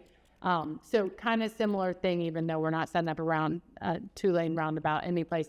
But if we went to that public meeting and we got a lot of overwhelming negative comments, and we'd go back to ODOT, and I'd be talking to ODOT and saying, okay, talk to me about it.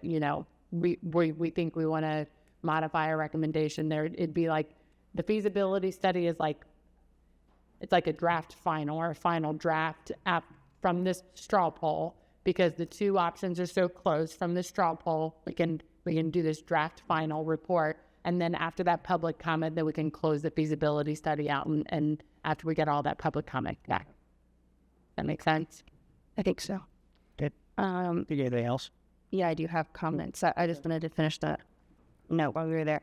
Okay, so can we just go back and start with what started this whole journey? What is the true problem we are trying to solve? What started this whole journey was this is probably our highest congestion intersection in the city. And I would say that I've experienced that for probably 10 years, just kind of looking at it.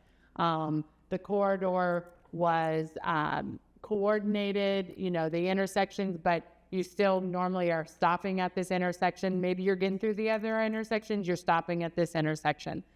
Then we get comments, a lot of, I wouldn't say a lot, but frequent comments, southbound left turn, like I didn't get through that, you know, and then you see the backup sometimes when the factories up north are letting out and how long it takes them southbound left turn.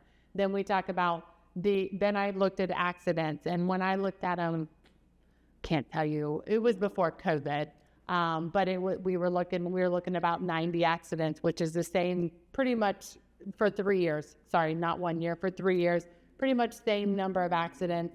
And I was just looking at them, but and so it was like, that's a high number of accidents. Then actually, I was just looking at MVRPC's website, high crash location in the region. It's number, I just looked at it today, 30, 31, something like that. It's high crash intersections in the region. That was in 2025 that it was noted as that.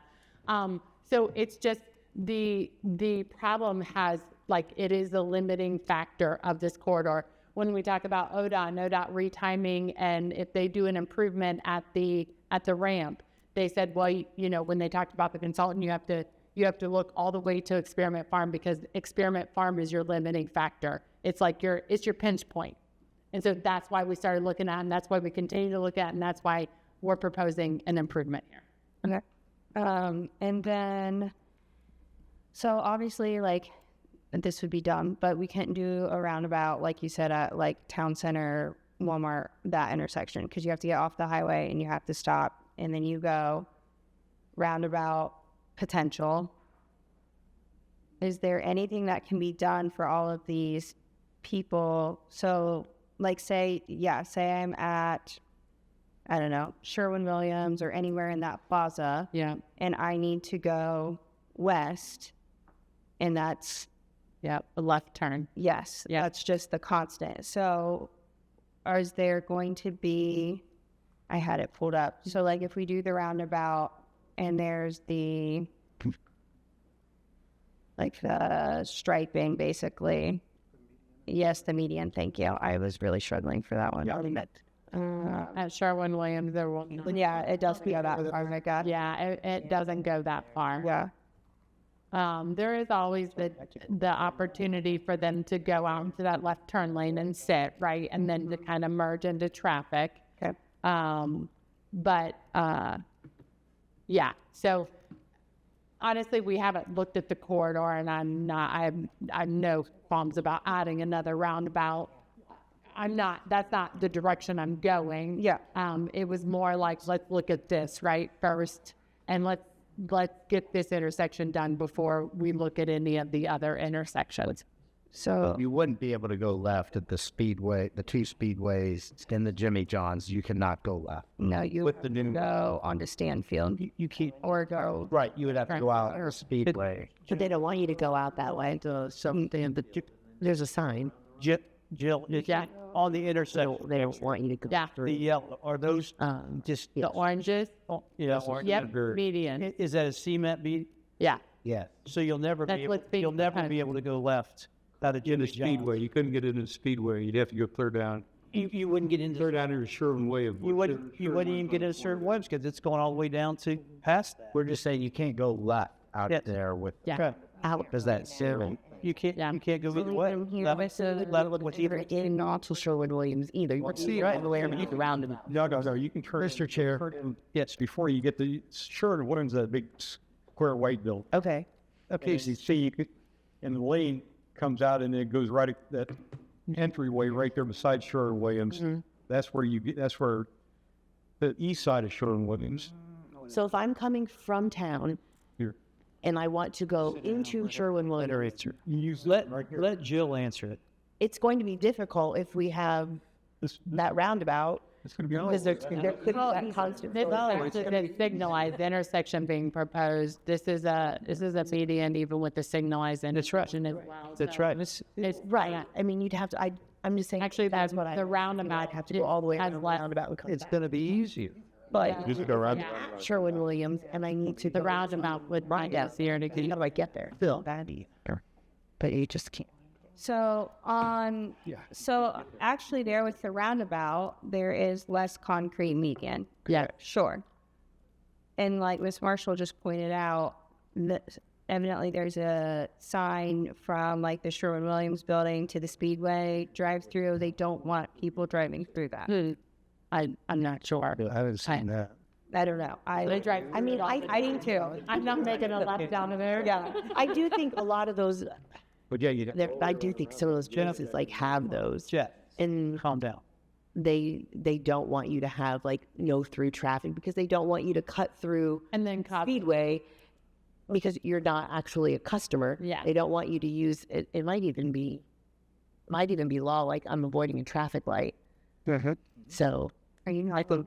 no, you're not allowed to avoid the traffic. That's another. I do know that for a fact. They're going to have the left turn restrictions on either a roundabout or an improvement, and that's because of the size of that intersection and the pinch point, like Jill said, and the fact that it is one of the largest intersections that we've got, where you're going to see a lot safer and smoother movement is if somebody wanted to turn left into Speedway with a roundabout, all they're doing, just like you can do downtown, Just or go even you go around and then you're turning right in. But as I'm leaving, like say I'm at Sherwin-Williams and I need to go to Myers You're gonna have to go right and figure out a way to do get. some, and that's common. That's common in large. No, I wanted to make sure that I You that I have to knew go to Meyer what I would. and then Yeah, there's that. Oh, see, no. Can you be my life coach? I'm Okay. Ms. so- Sexton, you have further questions? I do. So I had a message sent to me today, and I thought this was a very good way to look at it. I'm actually going to pull it up so I don't misquote fully. But they were in favor in roundabout of the roundabout, and this is a citizen. Basically, science and statistics, as we know, statistics can show many things. However, the science on safety is without question. Ohio, Florida, they're in the villages and places like that. There's several roundabouts and people can figure it out. Indiana, they all have good usage and less accidents. The biggest point that I liked out of this, people cannot be mind dumb while going around a roundabout. They can be mind numb at a stop sign or a stoplight. You are not paying attention at what is going on around you. All you're looking at is stop, okay, go. A lot of people will come to a stop sign and not necessarily look and see who's all around them. I know there has been a time, like times in the morning when the sun is in my way. I'm not used to people being there, so I do a soft stop. I don't necessarily see a car, but as I move and the sun moves out of my way, there's a person there. My mailman has been there. And I have texted him and been like, I am so sorry. I am not used to you being there. The sun was also there. So things like that happen. Same with a stoplight. People depend on only looking at the stoplight and again, not looking at their surroundings. When you go into a roundabout, you have to look at all the traffic that's coming. You have to be aware. Your brain has to be on. So you cannot be mind numb using a roundabout. So that helps with safety. Let alone all the less energy, the power outage. Yes, there are stoplights after it, but like Jill just said, she's not opposed to continuing looking at the entire corridor as a whole. We are growing to the west more and more. We will have more traffic. The potential for Experiment Farm is endless. So then that leads me to my next question. As the youngest person sitting up here, I have to really think about the future. Like Mr. Whitten had said, I have to think about what? Close. Well, the future. The future. So Troy is potentially going to hit over 30,000 people in 20 years. So what is that going to look like? Is that still the recommendation of Structure Point? If they took their readings today and just amplified them to make it look like we have 30,000 people, we have more businesses on Experiment Farm, is that still their recommendation. And that's something that I would be curious, if you don't have an answer, we could I ask. don't know what we did grow the population per MVRPC's recommendation. And so when we talk about peak, we're at peak design, which is peak 2049. I don't know what that population correlates to, like the number of vehicles, but it's still, that's the D, right? That's the D, the data that we've looked at this whole presentation is 2049 if it continues to grow at the same rate that it's growing now. Okay. And like Ms. Marshall has stated, basically, the only way to make that grading better is if we would be able to widen the roads and add more lanes, which we can't because it's already. And then there could be unintended consequences from that. Sure. I think that is all I have. Thank you. Thank you. Mr. Phillips. Thank you, sir. Basically, be very short here. Mr. Whitten hit all the points that I would hit on. And it boils down to two things. The safety aspect, which to me as a law enforcement officer and working in traffic for 5 years and taking many fatal accidents and witnessing and being involved in accidents myself, the safety aspect of a roundabout is just, it's overwhelming. And regardless of whether you have an increase of side swipe crashes, your head-ons and your T-bones and your other higher speed accidents, greatly reduces the injuries and things. Property damage is going to be property damage, whatever you have. But safety is the key point for me. The other thing is the business decision for the city of Troy. When I got into this 16 and a half years ago, my philosophy with everyone that I've spoken to has always been, what is the best decision for Troy, whether it's today or in the future? Can't operate on what has happened except the historical trajectory that Troy has been on in an upwardly mobile direction almost from the day that it was incepted. We are positively moving towards improving all of our infrastructure, and it has to continue. We can't stop and halt because it may be inconvenient, because there is no convenient time to do this. So having said all of that, the roundabout is my preferred. However, if the majority goes with a signalized intersection, I'm happy with that also, but my overriding reason is safety. Thank you. Mr. Twist. Oh, I got 15 comments. Okay. Just kidding. One a minute. One a minute. I had constituents reach out, and along with what Todd said, some construction fatigue and just pushing it to 2029 would be good. Same thing as Susan said. I think I had more people saying they wanted a roundabout, which sort of surprised me. But those that were against it were fearful of the double roundabout. It's like a double rainbow. What do I do? Throws you off. So I don't know if there's a way to do a public service announcement. Can the Miami County BMV provide free education class? I do think the fear seemed the most common I got for those that were opposed to it, because there are 4 roundabouts, but then they're like, that intersection scares me. It seems really busy. What happens? So fear to me was the biggest reason why people said no. So I don't know if there's a way to provide education, do a public service announcement on a large roundabout and what might take place there. That would be good. A lot are for it for the safety and the slowing down of traffic. Those that were for it were more along that safety and the slowing down as people come into it. But they all agreed that it's the drivers that are the problem. It's not the roundabout. So that was just comments as I talked to my constituents. Yeah, and not just if I could about education. I know I heard American Structure Point made the comment to me that Blue Ash did a really good outreach. I know that there's a lot of roundabouts in Hilliard and Dublin, and so we were planning on reaching out to them. Hey, like, what did you do? I know that it's always been discussed, like, even though we have the city circle, like, what about the Hobart Arena parking lot? Maybe we have, a day and event. I don't know. I'm not necessarily committing to that because it takes a lot of vehicles or a lot of golf carts or a lot of something to, kind of work down around and make it effective education. But to the same extent, like, we will be looking into education Okay. if we do move forward with the 2-lane. Yeah, fear was the biggest one. And then I am not for not doing anything. So I do feel we have to address this now, whether it's a signal or the roundabout. I love roundabouts, by the way, but I had about 50-50 from who I spoke to. Mr. President, I did ask Structure Point about education piece after our You did. meeting of the whole. They said they've even made like mock of this and done like Hot Wheels. So it's like hands-on.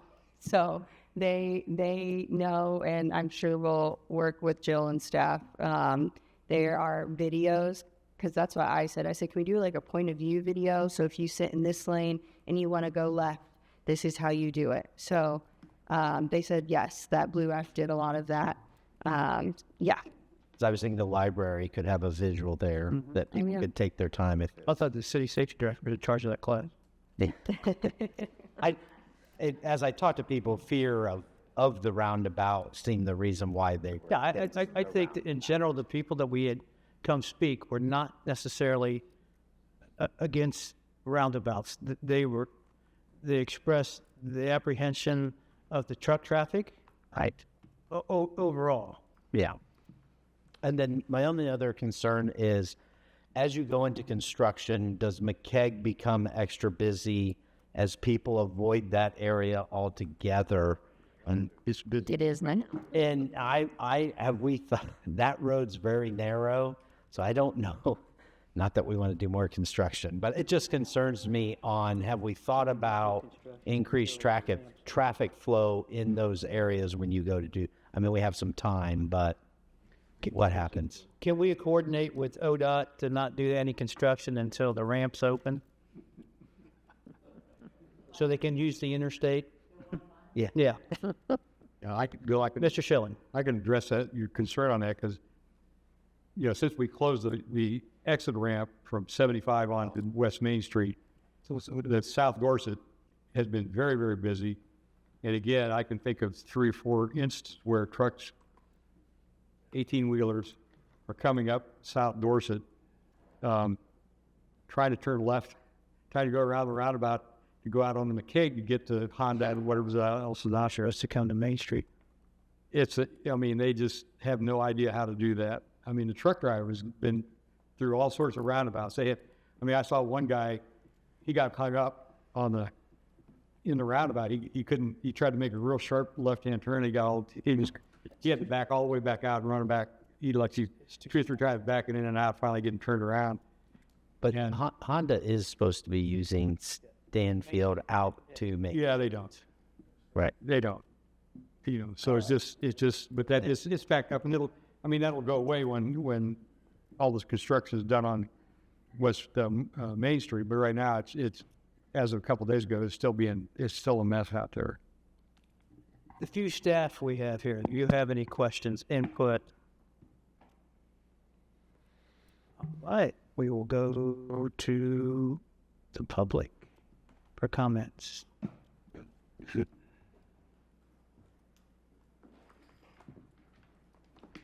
Bradley Barron or Crestwood Drive. I'm not going to reiterate a lot of what I said at the public input meeting because it'll just be redundant. I just have a couple of extra questions. And I'm going to mention 3 intersections I want you to think about as I speak. 127 Russ Crookburg Roads in Greenville. 35 Orchard Drive in Xenia. What do those intersections have in common? Does anybody know? They are what is known as restricted continuous U-turns or super streets.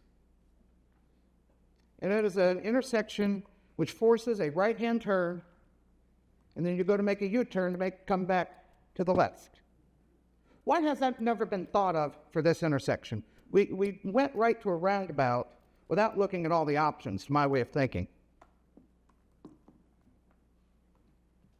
So I think this would be a perfect opportunity to look at a super street for this intersection. Now, can you go back to the capacities numbers for just a minute? Not the percentages, but the numbers. Tons? Go back further. one of your first slides. This proposed. No, it was the numbers. Just the 23,000, Oh, 8,000, be 9,000. Yeah, vehicles. Thank you. I couldn't think of what it was. Right. Right. Yes. Yeah. You talk about balance, but it doesn't balance. You're looking at 3 times as much traffic on the east-west axis as you are on the north-south axis. Okay? I just don't see how that balances. It doesn't balance. Exactly. Because you got a state route versus 2 side roads. But they're saying it's going to balance, and it doesn't. No, it's not balancing the number of vehicles. Like it's balancing the time, the flow of traffic. But I'm going to go back to what Ms. Brad, Seibert said. that was my whole question, and it doesn't balance. In fact, Exactly. it makes east-west and makes it delay longer. It gives everybody a chance to come into the roundabout at all those points at the same time. I don't think it That's does, the Lynn. balance. I don't think it does. Well, but like he said, it's increasing the east-west traffic. It's nearly doubling the time. And I'm in agreement with Mr. Seibert on this. I'm in complete agreement. It does not balance because you're increasing the east-west traffic by a factor of 2. But you guys said it didn't matter the time you sat there, so you can't have it for flex. Then So I'm not in favor of this roundabout at this intersection at all, just for those 2 reasons right there. And your simulation shows traffic backing up on the east-west axis, it doesn't eliminate backed up traffic. but that's what they're proposing it, Bill. No, we've never said any But roundabout. you may not have, but The city administration or everybody has not said that any roundabout that we would put in would alleviate any backup. Because you have It'll cut time down, but it will not alleviate, it's not going to alleviate back. The one that we're putting in now, I'll guarantee you, will not alleviate backup at the beginning of school, at the end of school. So that leads to my next question, Bill. What is the fixation on roundabouts? It helps traffic flow throughout the day and the rest of the traffic, it slows the traffic. and it slows it So down. does changing the speed limits. So does changing the speed limits. We've already covered that tonight, Brad. Yeah, but I think it needs to be covered again. I agree with Mr. Schilling. Okay, so you agree with Mr. Seibert? You agree with Mr. Yes, Shelley? we don't need it. It's not needed. Okay, That's all I will say. thank you. Anyone else? Justin. Hello, Steve. Hi, guys. How you doing? Steve Henderson at 975 Dickerson. Let's start from the beginning. Nobody in their right mind would design an intersection like this. Comparing this intersection with other intersections, where the streets come together at a 90-degree angle, isn't fair.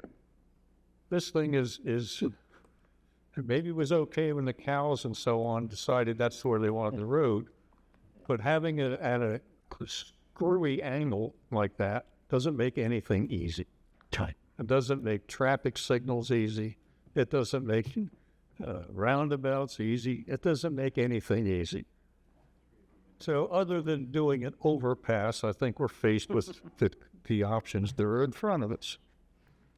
I think the problem we've got, if we take a look at trying to minimize the backups on Main Street, the best solution is to do nothing. It's in the figures. Now, to do that is okay. Now, it forces Experimental Farm and Stanfield, it increases theirs a great deal.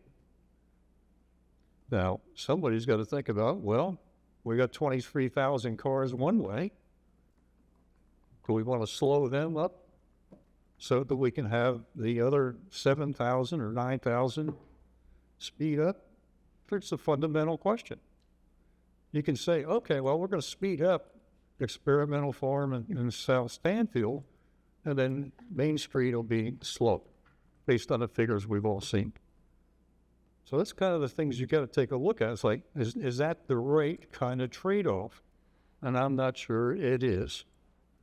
I'm originally from New Jersey. We had traffic circles all over the place. Have you ever seen the movie Ben-Hur? That's how they operate. Okay? And to think that it didn't work that way is being really foolish. Somebody brought up earlier, people are driving faster and faster. Think that's going to help with a roundabout? It's going to be the same blankety blank thing because everybody's in a hurry. Now, the flip side is, if anybody thinks that on a 45 or 40 mile an hour speed limit, you're going to drive right into the traffic circle and go around unimpeded and reducing speed, they're out of your mind. Speed limit downtown is 25. Do any of you enter into the square at 25? Of course not. So you got to slow down. And if any off chance there might be a car or a pedestrian, 23,000 cars a day, you think you're going to run into something or see something? You're going to have to slow down. There's going to be more backups. I understand that. That's why this thing is a cluster. It's a cluster today. And unless you close the streets and say everybody move to Piqua, that's only going to get worse. There's more and more traffic. I understand that. Don't forget, we're looking at projections to, 23 years from now. From a personal standpoint, I could care less in 23 years. If I'm around, that would be a big surprise to all of you. The other thing to keep in mind is you still have another option. The other option is do nothing. It's the cheapest thing. And I understand, we're going to go on the crap list from somebody because, we're going to turn money back. Oh my God, what a sinful kind of thing that would be. We wouldn't want to have a reputation in the state of sending money back, for God's sakes. That would ruin everything for everybody. So I understand that the Easter Bunny in in terms of the state giving us money, that's a wonderful thing. I'd like to continue it, but the logic of it just escapes me. And if it doesn't escape you, why don't we go down the street and we'll have a beer or something? Yeah. I'm getting old, so I need my reading glasses, sorry. The other thing in the roundabout, we talked about pedestrian safety. The roundabout downtown is pretty, it's pretty easy. The streets aren't that wide. The speeds are very low. With the new one, and with the speed limits we've got now, and people maybe slowing down from 40 to 30 to 25 before they enter the roundabout, I'm a little nervous about my age, whether I can look to see if to get direct eye contact with the driver, and they're going to recognize that, maybe you're going to kill me or maybe you're not. But I think it's going to be a problem. The streets don't get any narrower, it's still wider, and there's no red light to tell the traffic to stop. It's going to be optional stopping for pedestrians, which I think is a downside to it, okay? May be great for traffic, but I don't think it's going to be very good for traffic or pedestrians, especially as the population gets older. They get this roundabout.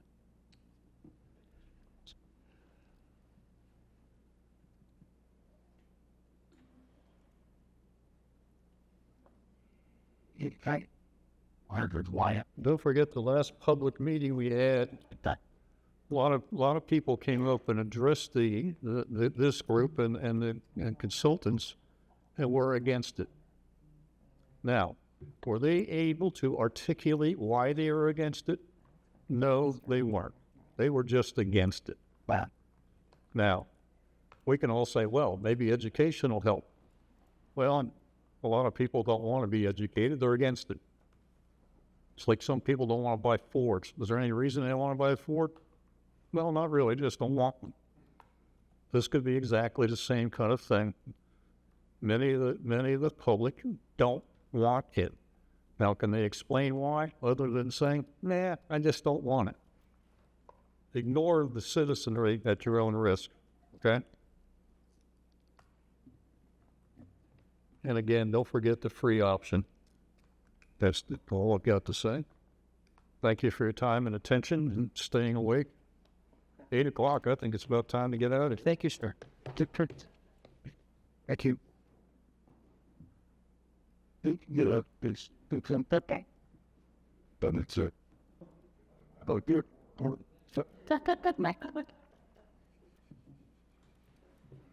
Good evening. I'm Mike Brendel. I office at 510 West Water. I am also, Debbie and I consider ourselves residents of Troy, although we're in Concord Township right off of Swales Road. So I saw President Roselle here as he came in, and a message that I want to bring to you both from a personal perspective as well as a business person. We have a great city, and you are part of that, and I thank you for that. And the work that you have to do to deliberate and bring forward what's best for our citizens is very meaningful, so thank you for that. I've been in the world of business for about 40 years, predominantly in healthcare, inclusive of economic development, although that's been along the lines of healthcare as well. To the extent that you take my words as meaningful, I'll leave that to you, but I do have experience in this area. I function from a place of having guiding principles. And guiding principles that I assigned to this process relative to growth in the city of Troy and actually Miami County are as follows. Safety. Are we safer tomorrow than we are today? In this instance, is the work that is being contemplated aligned with the comprehensive development plan for the city of Troy that we just went through, and I was a part of that process. I love the comment about what's going to be happening in this area for growth. I heard great news over the weekend that Ohio is the #1 state for what? Business growth.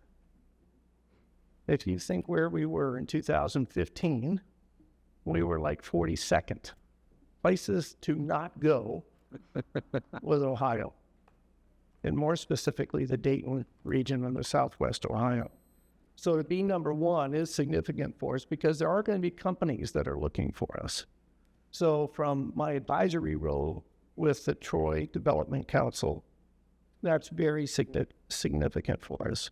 Growth that we've seen in the last 5 years by the U.S. Census Bureau statistics for Miami County is about 3,800 lives from 2020 to 2025, which if you consider the overall population of Miami County, we are far ahead of what many counties are in the state of Ohio. I would expect the largest growth to be going in Miami County and also Shelby County. Shelby County is doing some very good things to the north of us. Another guiding principle, are we really preparing for tomorrow? We've loved it so much here that my kids live here as well now, and I want the best for them. I'm very thankful for the school systems that are adjusting and bringing in, if nothing else, air conditioning. We have been in the process of talking with many companies about what their growth needs are, both local companies, national and international companies. They're very bullish on this area. Even in conversation last week with 2 companies and also a national developer that's looking at bringing in new companies that are even in this area. So that's vital for us when I think of what are we doing to prepare for tomorrow. With that comes residences, and I didn't check with Tim before this, but what the new housing starts are for our area is something to consider. So both business growth, new businesses, and rooftops mean more traffic. So what is the work that's being contemplated here? Does it help us meet what those needs are? What are those guiding principles? One of the things that, and I'm not real good at it, but what I've seen on social media as well as in some conversation is what can we do to reduce expenses? I like that idea. My wife likes it even more. But expense reduction, what I heard from American Structure Point several weeks ago was that overall operational costs are reduced with with the roundabout versus signalized. And I don't know if that's a Scrabble word or not, but it would be interesting learning that. And then the last guiding principle I think to consider is, what does success look like? So the question, not 2049, but what would things look like 2 years from now, or 2 years after completion of the roundabout? Are we indeed better off? We should know.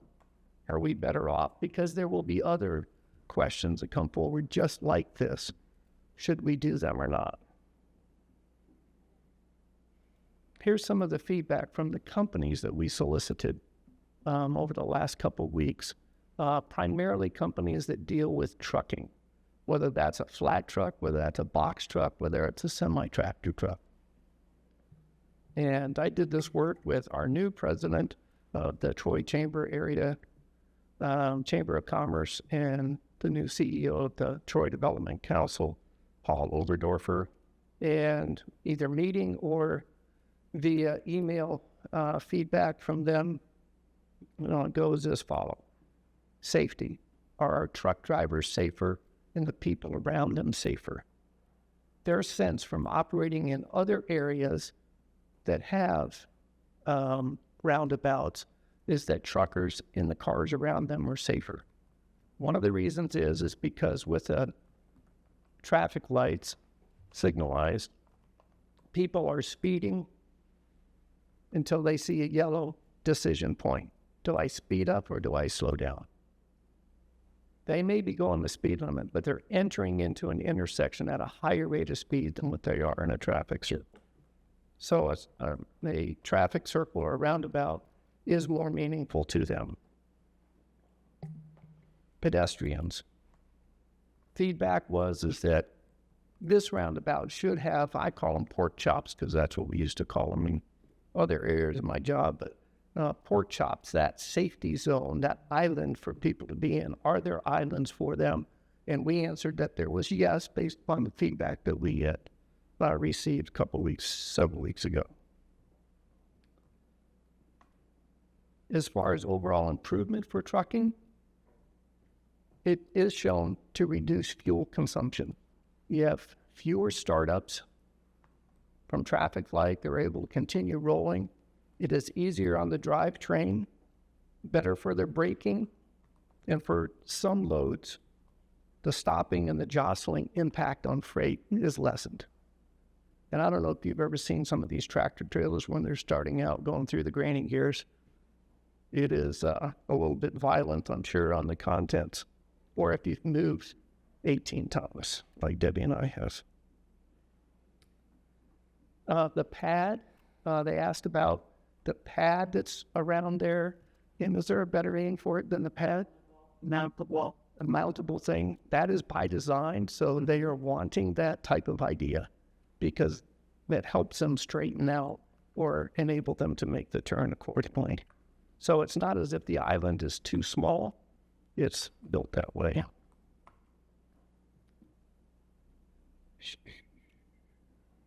Concerns. The construction design. Is it adequate or not? I was not the expert on that. I got the talking points for the companies, but that is a concern, making sure that it is adequate size. Driver education has been said many times because many of us don't know how to use a roundabout.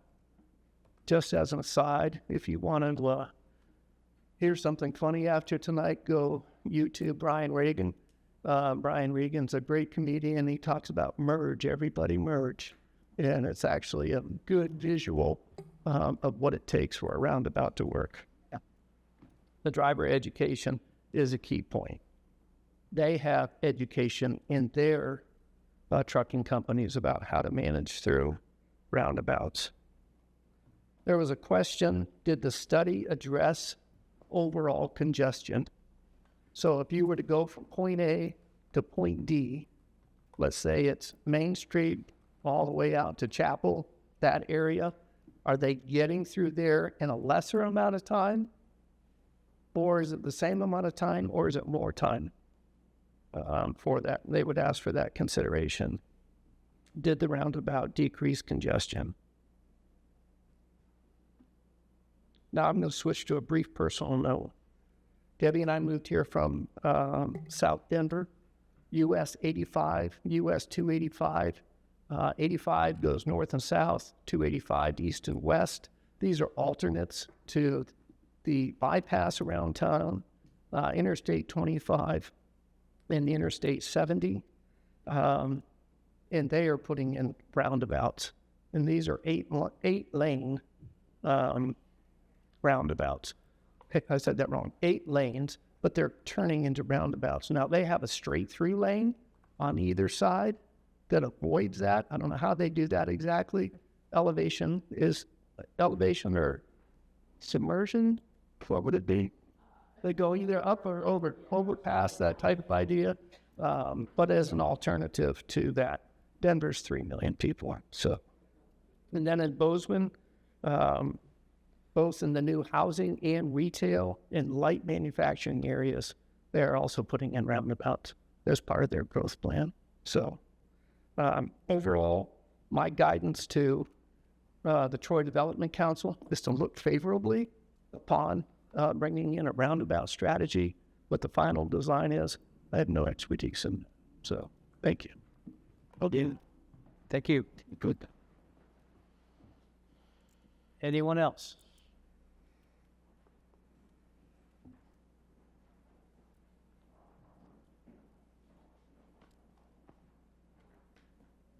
Hi, my name is Jack Blacketer. I'm at 62 Southwestern Road. And if I'm being totally honest, I'm totally out of my element here. But ever since I was a kid, I've always had an interest in traffic signals, traffic signs, and just traffic control devices in general. And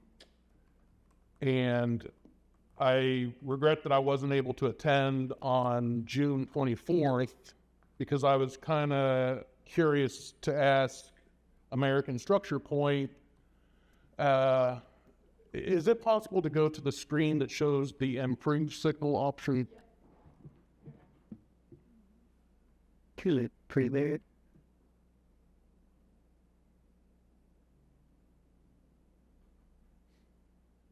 This one? Yep. Okay. All right. I was curious. I like what they did on West Main Street, where they add the extended left turn lane. But I was wondering why they didn't add those extended turn lanes to Experiment Farm Road and Stanfield Road as well, because I know just from personal experience, if I'm making a left turn from Stanfield onto 41 and you got a line of cars waiting ahead of you or opposite of you, turning left from Experiment Farm Road, it's very difficult to see the oncoming traffic coming towards you until you're almost halfway into the turn.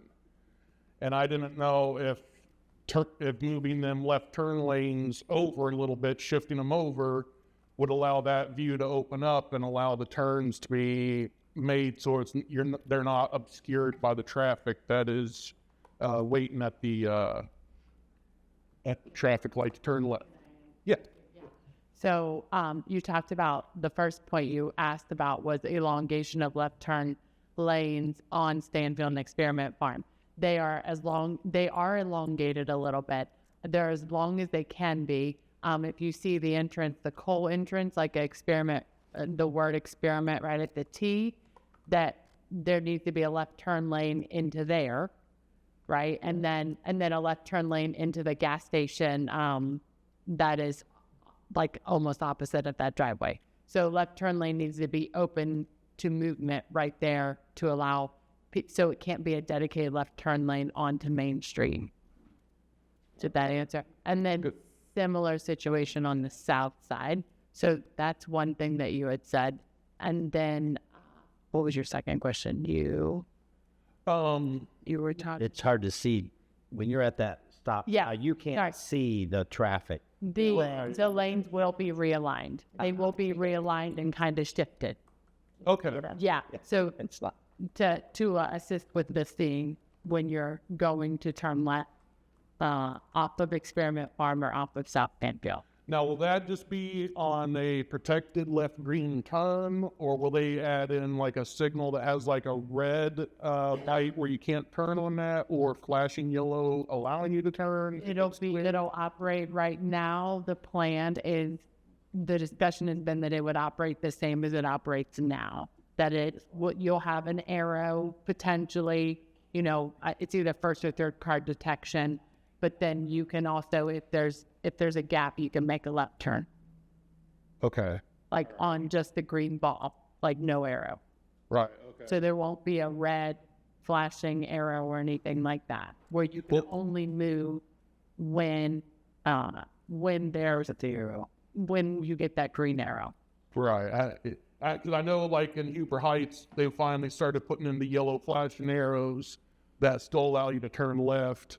But I guess that would have been more if it was if the lanes were not gonna, or if they were gonna be adjusted. Because if they couldn't be adjusted, then I would have suggested like a designated left turn signal that would have had just your standard green, yellow, red arrows. Right. Okay. And then the second point is, I myself am not opposed to roundabouts. I understand how to navigate through them. But my mom is deathly afraid of them. I finally have taught her how to do the one around Dorset and the Cade. Congratulations. Yeah. Are you volunteering to help in the training and education? I think I we don't have know, our. because so far Got you out of that class, Patrick. I have badly failed at teaching her how to do the square. She will not do the square. I have tried numerous times. It goes in one ear and out the other. She will go around side streets to avoid the square. She picked the worst one to learn. Well, and that's the thing. She used to get confused whenever we had the crosswalk with the traffic lights there. She thought a green light meant you just plow right in. And I was like, no, you have to get up to the yield sign. That's just for the crosswalk. But she just won't, she's deathly afraid. So she won't attempt that one. And I've also heard a few other people actually say that if the roundabout goes in, they're talking about basically bypassing it and traveling through the parking lots and stuff to avoid the roundabout, because that's how terrified they are. And, but I don't really have that problem myself. Like I said, I'm not against roundabouts or anything, but in regards to what this gentleman here was saying about pedestrians, I was wondering, to add safety to that, is it possible to do anything there with like a hawk signal setup, which is a high-intensity activated crosswalk? It's a new signal type that they've been using in certain areas, and the nearest one I'm aware of is actually down in Xenia. But it would only get activated whenever there is a pedestrian that activates it. Otherwise, it just stays dark. And I just didn't know if putting something like that in would help add to the safety to kind of help pedestrians feel a little, safe getting through the crosswalk and everything. And it's just, I've seen that they've been used before, by roundabouts and everything. So I didn't know if that was something that would be an option. Yeah. So if I can respond about pedestrian safety, this is just a concept. I shouldn't say just a conceptual, but this is a conceptual design. We have not worked out all of the safety options that we're having for pedestrians and what we're not having. We don't have any hawks here in town. We have rapid flashing beacons. And then we've talked about raised crosswalks. We've talked about overhead signing to help drivers, just things to make people more aware of crosswalks, people walking, what do we do? So we haven't gotten fully into the depth of those discussions. So I don't know that we're leaning towards a hawk or anything like that, but we will be doing something from it. Yeah, just an option. I just sure feel it's possible. Yeah. All right, well, I mean, yeah. For me, obviously, I prefer still probably the improved signal option, but like I said, roundabout, doesn't bother me. I know how to do them. It's just people that I know that are terrified of them that worries me. But that's all I have to say. Thank you. Thank you. Stay tuned and continue to bring your input. Anyone else? Steve? I'm not somebody else goes. The same as I was. Based on the overwhelming display of the public here tonight, all 5 of us, to think that you're going to figure out a way to train the rest of the 20-some thousand people in Troy on how they're going to drive around there, good luck. True. Unless you, well, one of the things you should do is start training in high school. So at least when they graduate, they'll know how to do it. But if you're going to make it optional or something we have to go to, you're kidding yourself. But they did when we had the pattern that you want to put out there is exactly, I don't know if Bill still had it downtown, but when we're in driver's ed, it's the same pattern we had around the square. Well, that's what we And they did teach you how to do that if you want to go 3/4 the way around or all the way around or whatever. There is a couple moments of fear. If you're inside, you want to go 3/4 the way around, you definitely have to be looking out your right. Make sure there's nobody there. But it's not that. It's not that hard. I have a big dent in my car door from somebody not watching one time, but I know. Steve, we've been doing it downtown for years. Yeah. I mean, everybody keeps bringing this up about fear. Look, I think Bill Roselle's comments were exactly right.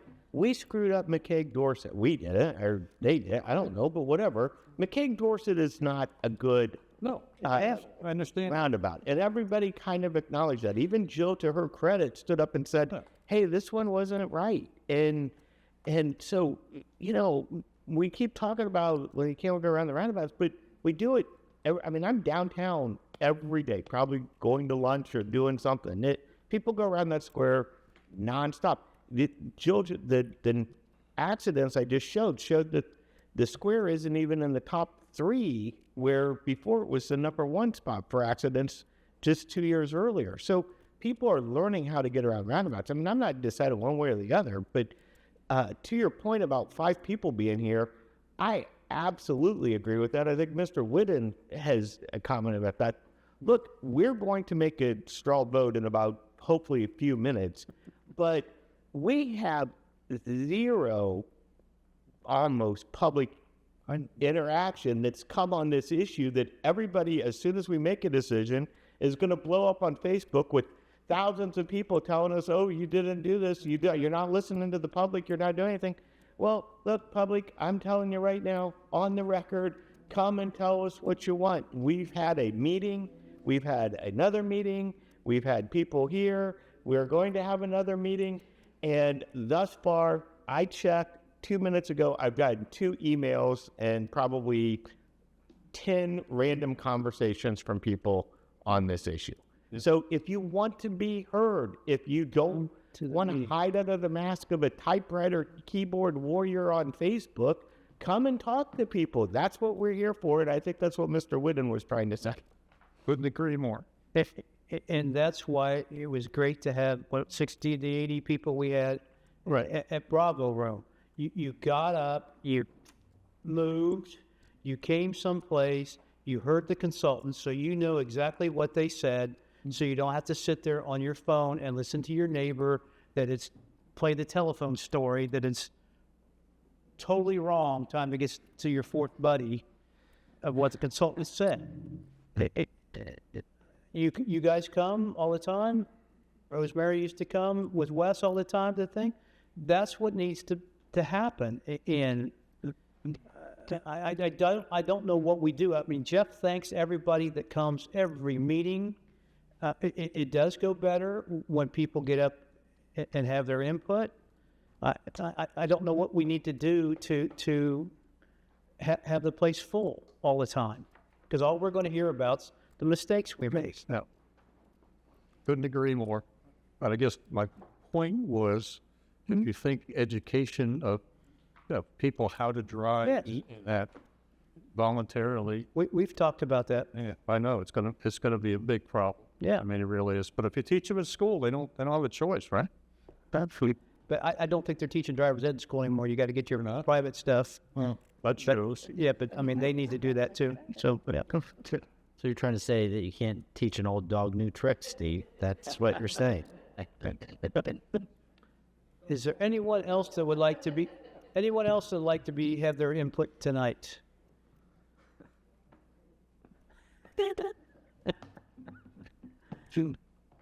Seeing none, we're taking a straw poll. Here's what you want. Yes, please. All righty. We'll go there. Go here. We'll start with Mr. Twist and go that way. So are you want us in legislative form, or you just want a head count Just a preference? so we can tell the consultant. I'd be leaning towards a roundabout. Roundabout. Roundabout. Leaning roundabout. Christie? Roundabout. Jeff? I think we're looking at improved traffic safety lanes. Susan? Improved traffic safety. Lynn? Roundabouts. Mr. Siebert? At this time, I would be leaning roundabout. Is that what you... Anything else? No, I think that's enough. What we'll do is we will communicate with the consultant, mention that ODOT will want us to have an official public input meeting that'll be well advertised. There will be targeted stakeholders that they have a list of that they want to make sure are informed of it. Not that everybody isn't, but they have certain groups that they want to make sure are definitely included or have the opportunity that may otherwise get missed under normal circumstances. And then we will set that, and as soon as we have that date, we will date, time, and location. We will start pushing that out. I just curiosity question. ODOT wants another public meeting if we want the roundabout option. Why do they not want another meeting if we're cleaning up? The logic is a roundabout is a brand new thing in that intersection, and a signal is already there, and so this is just an expansion of that with lanes and maybe some modifications, but it's still a replacing a signal with a signal. Okay. With that, I believe we have a council meeting on the 20th at 7 p.m. Hope to see most of you. Back there again, 7 o'clock. Thank you for your patience. Thank you for your input. I believe these 9 people that need to vote on stuff, hopefully really appreciate it. I know they listened, regardless of what your neighbor's going to say. They did listen to you, and they will make the best decision going forward for the majority of Trojans. And I think that's what their job is. So thank you very much for attending. Todd needs to get something to eat and everything else. We're adjourned.